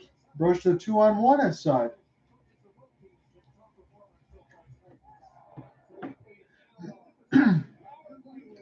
So Racco Gudas goes to the box for tripping, and Carolina gets their third power play. They're 0 for 2 with 2 shots, but they got a chance in regulation late to take the lead. Gain the entry now off the backhand. It's a nicely set up there for Jarvis. Burns play for Aho off the backhand back to Brent Burns. And now Marty Natchez near the right side dot. He likes to shoot those one-tees. Burns fakes a slapper. Set it up now for Jarvis. Here's a chance. Natchez, big save. As it looks like Bobrovsky just knows Natchez is going to shoot. He's just trying to make sure he catches it in the stomach area up high. And now Ranta flips it back here for Brent Burns, and they'll start again. There's a Let's Go Canes chance happening at PNC Arena. Sebastian Aho try to play this in between his legs. Good diving play. Florida could have something shorthanded. Cross pass, Lesterainen. A little bit too far for Lindell. And into Lesterainen got to peel back. That was Brent Burns. We'll touch it now. A minute left to go in Carolina's power play. 5:20 left to go in this third as Burns has it. Spin it back here for your Sperry Kotaniemi. I felt like I said his name a lot. In game 1, he was all over the ice. So Kotaniemi now for Shane Gostisbehere. He will fire this in across the red line as Bobrovsky will take a look at it. And this is a dump in one more time for Carolina. Again, they love to do that as Florida loves to work in behind the net. Gostisbehere will ride the high slot, get the pass across, get it back. Ghost has it now as they'll drop it here now for Jack Drury. He thought he had one. Here's a touch pass. Good block in front, but Florida's got to get it out. It's all over. Montour. Here's a buffer. Goes off the post. And it goes all the way down the ice. Shane Gostisbehere rang the pipe. 4:35 left to go in the third. Ghost has it now across the Embracing Canes logo. It's Teuvo Teravainen. Shane Gostisbehere near the right side wall. Just one shot. The posts don't count as one. As this is sent back around the inboards. Racco Gudas back on the ice. Martinook will flip it in. 4:15 left to go in regulation. We're tied at 1. Again, it was a 3-2 final in 4 overtimes with Matthew Tkachuk. As this is played in behind, McEachern tried to wrap it. It went nowhere near the target. And now Florida will chip and chase this one in. This actually hits the netting, so Nick Cousins can't make a play on it. We get a stoppage with 4 minutes left to go in the third. So we are going to take another break just before we get into the very intrigue. Are we going to need OT again? Certainly feels that way. Bobrovsky has been brilliant. Both these teams have been aided by the post. Come right back. 4 minutes left in regulation.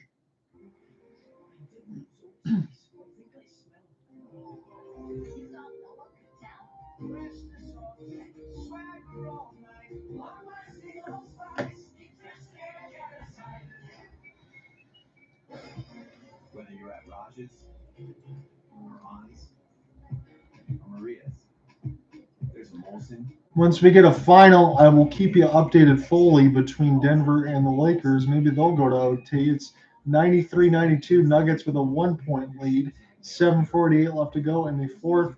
Jamal Murray's got 30 on 13 and 25. He's had an excellent game. Nikola Jokic 16 and 6. A little pedestrian for Jokic on his part. Anthony Davis, he's had a strong game as well. 28 points and 16 rebounds for the big man. LeBron's got 18 with 7 rebounds and 11 assists. Austin Reeves, pretty good one. 6 out of 9. 6 of 6 from the line, 2 of 4 from deep for 20 points. As it's a 1-point lead now for the Lakers, 94-93, as they've just switched leads.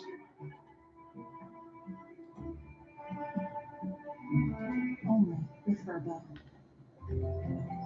My Charlie is so adventurous. It makes me think of our ancestors. I discovered on Ancestry they were one of the first Portuguese families in Quebec. Get to know your family story at ancestry.ca. It looks like in the PGA Championship in the round threes, you got round four to be finalized tomorrow. Brooks Koepka is your leader with a -6 under.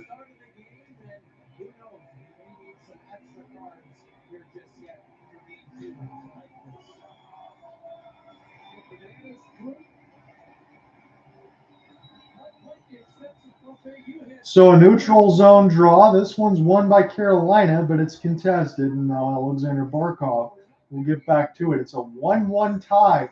There's not been a lot of goals here so far in this series for the amount of periods that we've played, but the intrigue is at an all-time high as this goes a little bit too far for Ito Listerainen.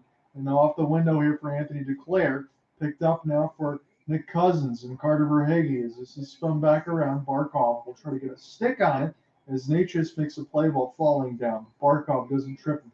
Verhaeghe gets us here for Montour. Try to shoot this around the horn here. Carolina just trying to get it out. 3:15 left to go here in regulation. We're tied at 1. Again, overtime is the looming question for all these tired bodies. You think about Vegas and the Dallas Stars, you got to think you like what they see, because how much energy are you going to have left going into a cup final between one of these teams if you continue to take elongated OTs? As this is sent back around now, rolling all the way down the ice. And this will be blown dead against Florida, so they can't get their personnel changes. They iced it with 2:55 left to go in regulation. The shots are 32-22 in favor of Carolina. And as Florida had gone on in that 4 overtime game in game 1, they started to get more shots with each consecutive overtime and ratchet things up. Will that be the case? But again, we have 2:55 left to go in regulation. So Kotaniemi, he's not taking the draw now. He got kicked out. It's Martin Nook against Sam Bennett. And Bennett will win this one clean. He's 9 for 13. He's been excellent in the draws today. As this is cleared in across the red line now. This will be a race now for Nick Cousins as the Bennett line's back out there with Tkachuk. Again, they've done some things alongside the 4 overtime game winner, courtesy of Bennett to Tkachuk. As this is flipped in now for Aaron Ekblad, Antti Ranta will brush this side around the horn, and Brent Burns will get a one flip. Here's a bouncing puck. This will be offsides. 2:29 left to go in the third. We are still tied at 1. The shots on goal read 32-22, and the shots per for both teams, I would imagine, venture to say around like 55 to 45, something like that. 2-0 record in game 2 in these playoffs for the Hurricanes. That would be all important right now because they're just trying to get this series level at 1. So it'll be a neutral zone draw. Mackenzie McEachern just trying to buy some body positioning, and this will go back to Jalen Sheffield and now Shane Gostisbehere. This is not an ice, as the ref will signal that. And Gustav Forsling flip this back down across the right side window, and Florida's got to get this one out. They will find it. They had good close support there just to make sure there weren't any mistakes. And near the right side, this bounced off the referee's skates, but this will be held in by Florida only momentarily. Now a battle between the players' bench. Mackenzie McEachern knocks down his man on the Florida side. Carolina will recollect. There is a scruffle near the players' bench right now. McEachern can't get off the ice. Colin White can't get off the ice. Sebastian Aho has it now. Will gain the red line. We're down to 1:45 left to go in this third. As Florida gets the steal, do they have a rush opportunity? It's 2-on-3. They'll play near the right side of the wall. This gets blocked. Carolina now will collect with Sebastian Aho, but it's intercepted by Listerainen near the left side of the red line. Carolina will try to shove this ahead of the stick, but it's dumped in. Delayed offsides in Florida, so this will allow Carolina to check back up with their personnel and attempt to go right to left. Third period, 1:15 left, tied at 1. Here's a long chance. Seth Jarvis and Bobrovsky will hold. Carolina will get an offensive zone draw with $1:15 left to go in regulation as the shots now read 33-22.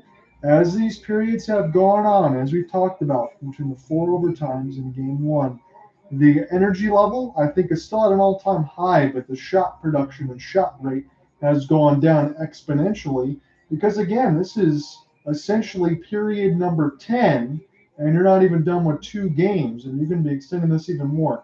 Face-offs at 55% now for Carolina. They win it. 1:10 left to go. as this is bounced. Lundberg will get this one down over Luosterainen. Now Jacob Slavin gain the entry from Burns. Here's the bomb. And right into the stomach of Bobrovsky. Makes the save. Slavin at 83 miles an hour. And we'll do it again for Carolina. As the shots are now 34-22. So that's really what you got to do right now for Carolina. You just get the shots you can, try to pressure you can as much as you can in the last minute. Like, listen, try to make sure this doesn't go into extras. I think even for Florida, they'll take what they can get. They got the split. They got what they wanted. But whoever wins this game and takes this extra time, you got to make sure you get the win, because Paul Maurice, I think, said it best when they asked what the winded bodies. He goes, everybody had the expenditure. It was the same cost on both sides. It was just one team got a win and one team didn't. As the towels wave at PNC Arena in the final minute, always this is a weekend side, so maybe people will be staying up a little bit later on the East Coast. It's the same time as it is for me, 10:14 Eastern, as this is flipped in, and Ronta will let this go for a nice 48 seconds left to go in the third. Again, the game one started at the same time at 8:15, just like this did. Didn't end at about 2:30 on that side, so we'll see if we will go just as long. Again, I will be here all the way with this whole thing, and the game store will be at hopelessportsguy.wordpress.com. Another zone draw here offensively. Jarvis has it. Drop for Burns. He lets a shot go. It pinballs Bennett. Try to get this one out. He does. Here's a stretch pass for Kachuk. Goes a little too far. This is not iced. This is off the window. That was a dangerous pass for Ronta. It's going to work out, though. Here's a 4-on-3 if Aho can find it. There's a short side chance. Bobrovsky says no with the goal stick, and it's sent down the ice where Carolina has it now. 15 seconds left to go in the third. Jacob Slavin with a long toss. Brushes Bobrovsky. He's got a hold. Forsling tried to make sure it didn't go anywhere else, but there was no room to make a play, so Bobrovsky makes a save. We'll hold on. We have 13 seconds left to go in regulation, and guess what, folks? If we don't get a goal here in 13 seconds, we're getting another OT. So brace yourself. This will be 5 overtime periods and combined between 2 games, because game 1 went 4 OTs. The towels wave. It's another offensive zone draw for Carolina. Down to 8 seconds now near the left side of the red line. Down to 5. Florida just trying to get this out. They do. We're going to go to overtime for the second consecutive game. It's tied at 1, but we need more. When we come back, we will give you overtime action, I promise.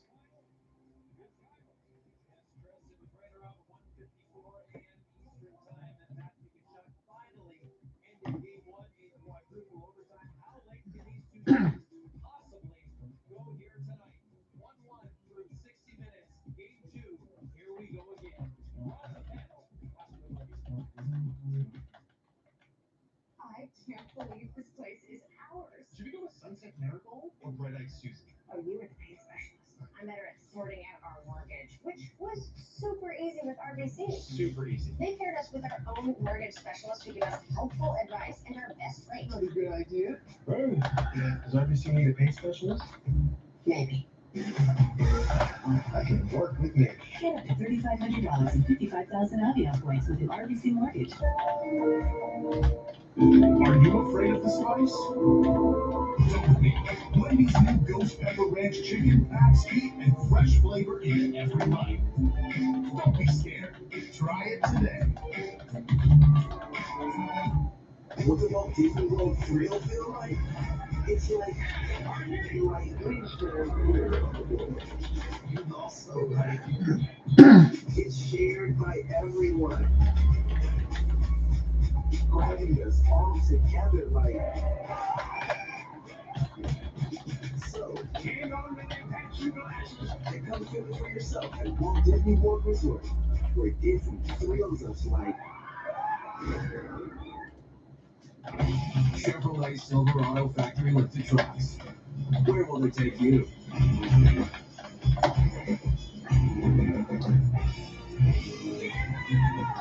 So I don't think Denver and the Lakers will go to OT. I think Denver might take a 3-0 lead. It's 106-98 with 3:40 left to go in the fourth. So update for the Twitter Spaces side, because again, that was mostly on mute. That was 106-98 Denver with 3:40 left to go in the fourth. They're trying to take a 3-0 series lead. So in the third, here's your reset. Colin White got a steal, and his pass just went to the empty goal mouth. Kachuk with a sweet diving play to stop a 2-on-1 chance for Martinook. There was not a lot of chances. Shots on goal were 36-22 Carolina. Hits were 30-24 for Florida. Faceoffs were 35-26 for Carolina. And guess what, folks? After a 1-1 tie, we go to overtime for the second consecutive game. So I'm going to save the pipes here on this side, but I will give you an update as far as Denver and the Lakers. I think that should finish before we get to the OT. In our game, Get carried away in all things hockey. With audiobooks, podcasts, and originals for every type of fan. There's more to imagine with Audible. Going up against your mortgage? Are you sure about this? Don't worry. Buying your first house doesn't have to be scary. PTSD? Yeah.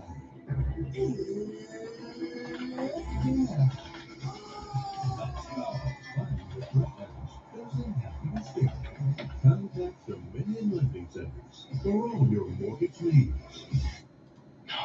Yeah, PowerPod. One battery that powers multiple brands. No. Yeah. No. Yeah. Oh yeah. On 10. No. Yeah. PowerPod. One battery powering multiple brands. Only at Canadian Tire. No. Yes.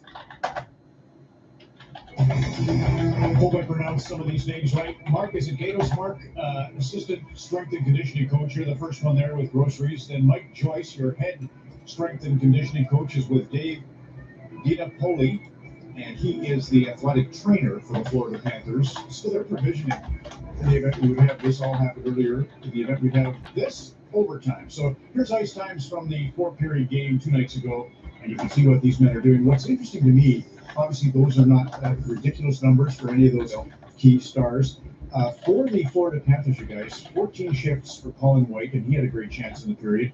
The fewest shifts for Florida is Ryan Lomberg. And you know what a presence he's been at 13 shifts, 7 minutes and 30 seconds. Yeah. And over on the other side, Mackenzie McEachran has really stood out for you, Elliot. Yeah. He's the fewest shifts at 15. So those rested players are clearly sparks. I really noticed those guys who don't play a lot. Well, you know, Joe does. For sure. He's taking all his support line.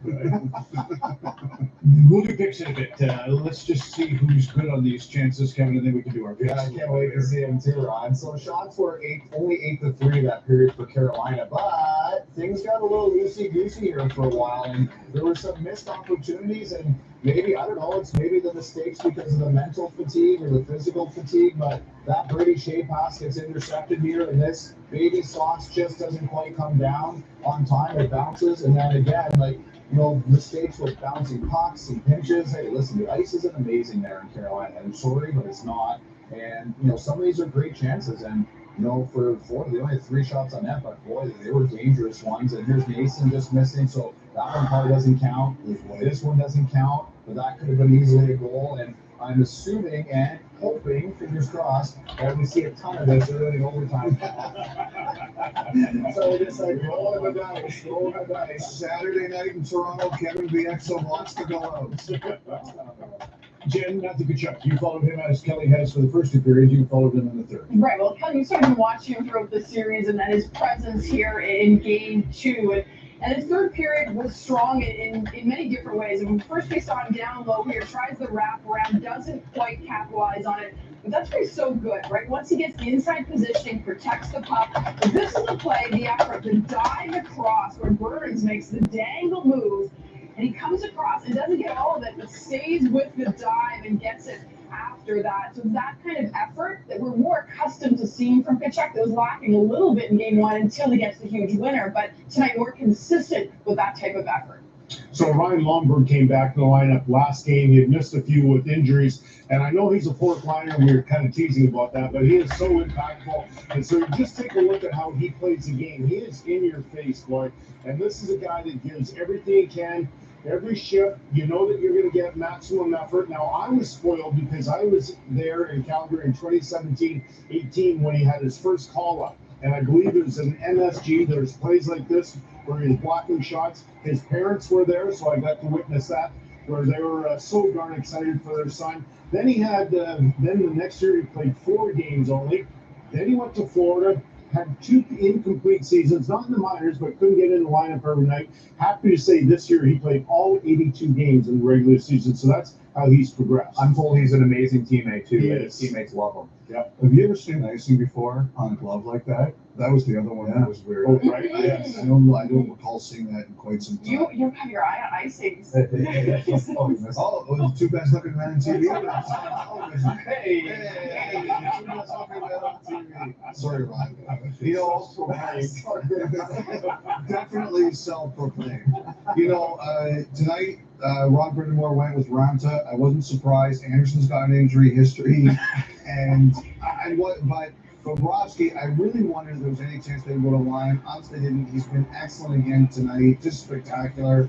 You know, like we like to joke about, okay, who's got the Conn Smythe tonight and who's the Conn Smythe leader right now? I think it's this guy. This is an amazing story of the playoffs. And the other thing too is, you know, one of the other storylines that's been with Bobrovsky is his weight or lack thereof, and how much weight he loses during games between 10 and 20 pounds. And I know this picture's coming up in a second, but there's so many scenes that I keep showing it. It's just incredible how he's in the heads of all these Carolina shooters, just like the Maple Leafs before that and the Bruins before that. But I'm absolutely amazed with the picture of him that's been circulating. Like he looks so slight. And oh, really? you know, Ron, I remember, you know, he was on the set back in 2011, I think it was, or 10, or when we were in Chicago for the Stanley Cup, and he was on the set the night he won the Vezina. And that was like 10 years ago, and I think he looked bigger then than he does now.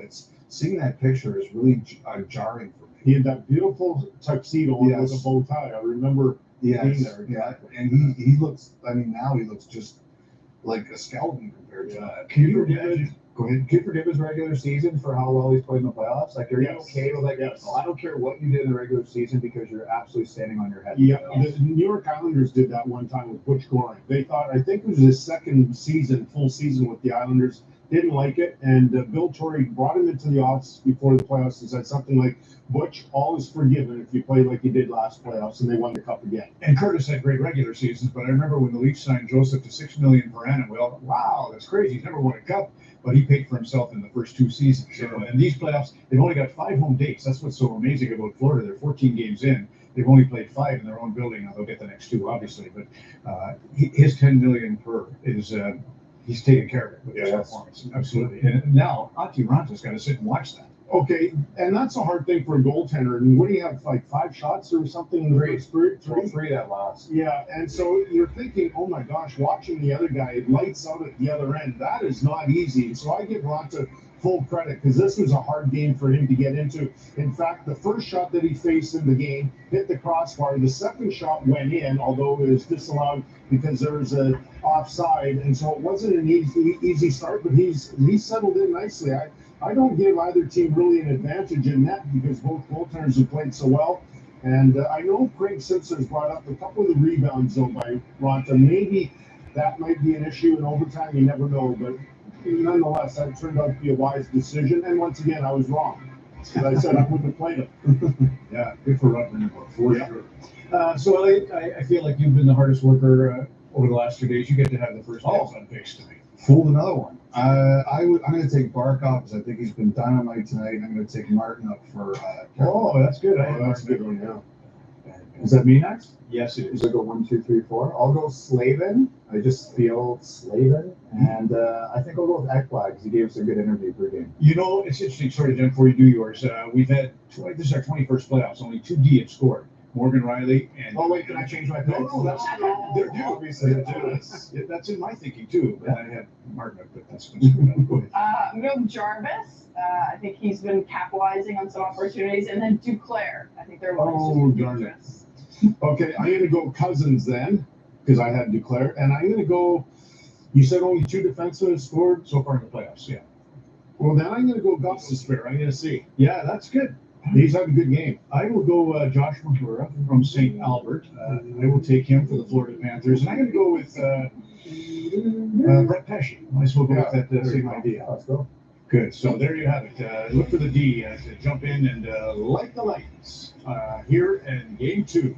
Continues our coverage from Robin after this. Whether you're at Rogers or Hans or Maria's, there's a Molson with your name on it. Canadian, XL, Ultra, Molson, everyone in. Why aren't there any buildings out there? Because you can't build a better skyline than this. Some memories can't be made indoors. Life happens out there. Nature Valley. There's a story here for you. Waiting to be told. It mightn't be faraway galaxies. Or tales from the past. It might even feature some side characters. Everyone who visits? Comes home with a different story. So come find out. What happens in yours? Plan your Parks Canada visit.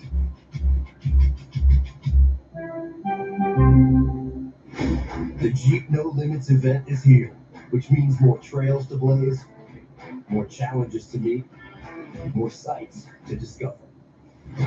Get into a Jeep Wrangler, the most capable Wrangler ever. Or Jeep Grand Cherokee, the most awarded SUV ever. Jeep No Limits is here. Time to test your limits. Right now, finance the Jeep Grand Cherokee for as low as 0% for up to 60 months. Isn't it nice when your coffee comes with a cookie on the side? How did they know you'd like something more? What about streaming a podcast or watching an episode instead of downloading ahead? Nice to have, right? When something's nice to have, more people should have it. That's why you can get Rogers 5G mobile plans now as low as $55 a month and count on more value to come because we're with you all the way.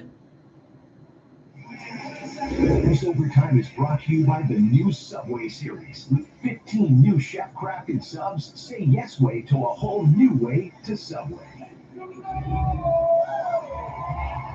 Well, what would be needed off of the overtime menu here tonight? Fruit was a popular option on Thursday, so too was protein bars. Matthew Guttek saying, that energy drinks and pizza fueled a lot of the Panthers a couple of nights ago. And as we said at the top of the show, we came prepared for this one. So, Fritz and Craig, I've got 3 more slices down here, so all right, my boys, you need anything. Chuck them up. We might get back to a period or two from now. Well, Brett Houghton at 1:35 last night, a couple of nights ago, was Matthew Guttek 79 minutes and 47 seconds in overtime. I'll be really interested to see. Okay, you know that the Hurricanes feel they got to win this game. This has been a special run for Florida, and to come in here and potentially win the first 2 games in overtime, the dramatic game 1. But can Carolina play aggressive? They play a little bit safe and mind. That'll be interesting to watch here. Try to end this early or Well, the Twitter space wants to fail, but I'm not going to be leaving here on the YouTube side, so we're just going to take this all the way through. Carolina cross pass, another opportunity for Bobrovsky. Trying to get an immediately something on the OT side, and we will take this again. Anthony Duclair off the drop pass. This one goes a little wide off the slap shot. And picked up now for Florida. Here's Barkov, and he'll fire this right on as it's blocked by Antti Ranta and sent down the ice. I'm not sure what the heck is going on between this Twitter space, but this just will not load correctly on that side. So for anyone that wanted to follow along on this call, I'm not sure what to tell you on that side. Little Elon Musk issues, but again, for the audio recorder, I definitely have this all the way across on that end, and we will start this again whenever we can, as this is played back here for Forsling. It's fired into the traffic, and Bennett is there, but this one gets blocked. And now Brent Burns has it as he'll flip this one across. This will be blocked by Bobrovsky and sent the other way. Again, they showed a skeletal-like picture of Bobrovsky losing like 15 to 20 pounds and playing a game with all the equipment. There's a chance now for Verhaeghe. Off the back end, now with the help of Brandon Montour, as Jesper Fast was there. into the stick chase now. This will go back here for Sam Bennett. And Bennett now will sauce this one across as this is dumped in by Tkachuk. Now we'll take a look for Ronta as he almost got pickpocketed in behind the net. And Florida can't hold. They'll pick this back up right to left now with Tkachuk. Play this here now for Mito Luosterainen as he'll work his way off the backhand. He's going to try to drive to the net as Luosterainen. Still doing some work with it toward the forehand now. Get this in the high slide. And this is shot right on. Big rebound. And Carolina just brushes it away from Antti Ranta. And we will see what the call is going to be on that end.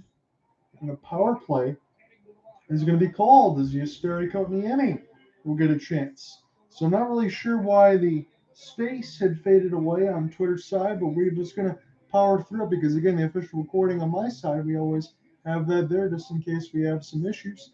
And we have that there whenever we need it. So I will set this up whenever I can one more time as it's Kotkaniemi. He's going to get busted for a hook. And it's going to be a Florida power play, 0 for 2 with 2 shots. And they have an opportunity to end this one early. Florida, they've kind of taken some of the counter punches that Carolina's been able to provide. It's Tkachuk, Barkov, Bennett, Reinhardt, and Montour. This is sent back around the end boards now. Carolina trying to get this out. It's Florida. Right side down. Chappelle scores! The Panthers finish it off quickly. And guess who it is again? It's Matthew Tkachuk. He says, let's get out of here. And he did it again. It was 4 overtimes. Now it's a single overtime. Matthew Tkachuk does it again. And the Panthers take a 2-0 series lead. He is a man on a mission. And the Panthers feel like the team of destiny. They do join the Miami Heat. They had a 2-0 lead on the Celtics. And now the Panthers got a 2-0 lead on the Canes. Off of a face-off win on the power play, it was Barkov. Pick it up near the right side dot. Nice cross pass and set up. And that was perfectly designed. Bennett, Reinhardt, Tkachuk walks in and snipes. No chance for Ranta. And the Panthers have a 2-0 series advantage. I can't believe it, but this overtime ends a heck of a lot quicker than the 4 OT. And the Cardiac Cats do it again. Matthew Tkachuk with back-to-back game winners. And it's going to be a 2-0 series advantage as we go to FLA Live Arena in a couple days. I will see you guys tomorrow for the Stars and the Golden Knights. Peace, everybody.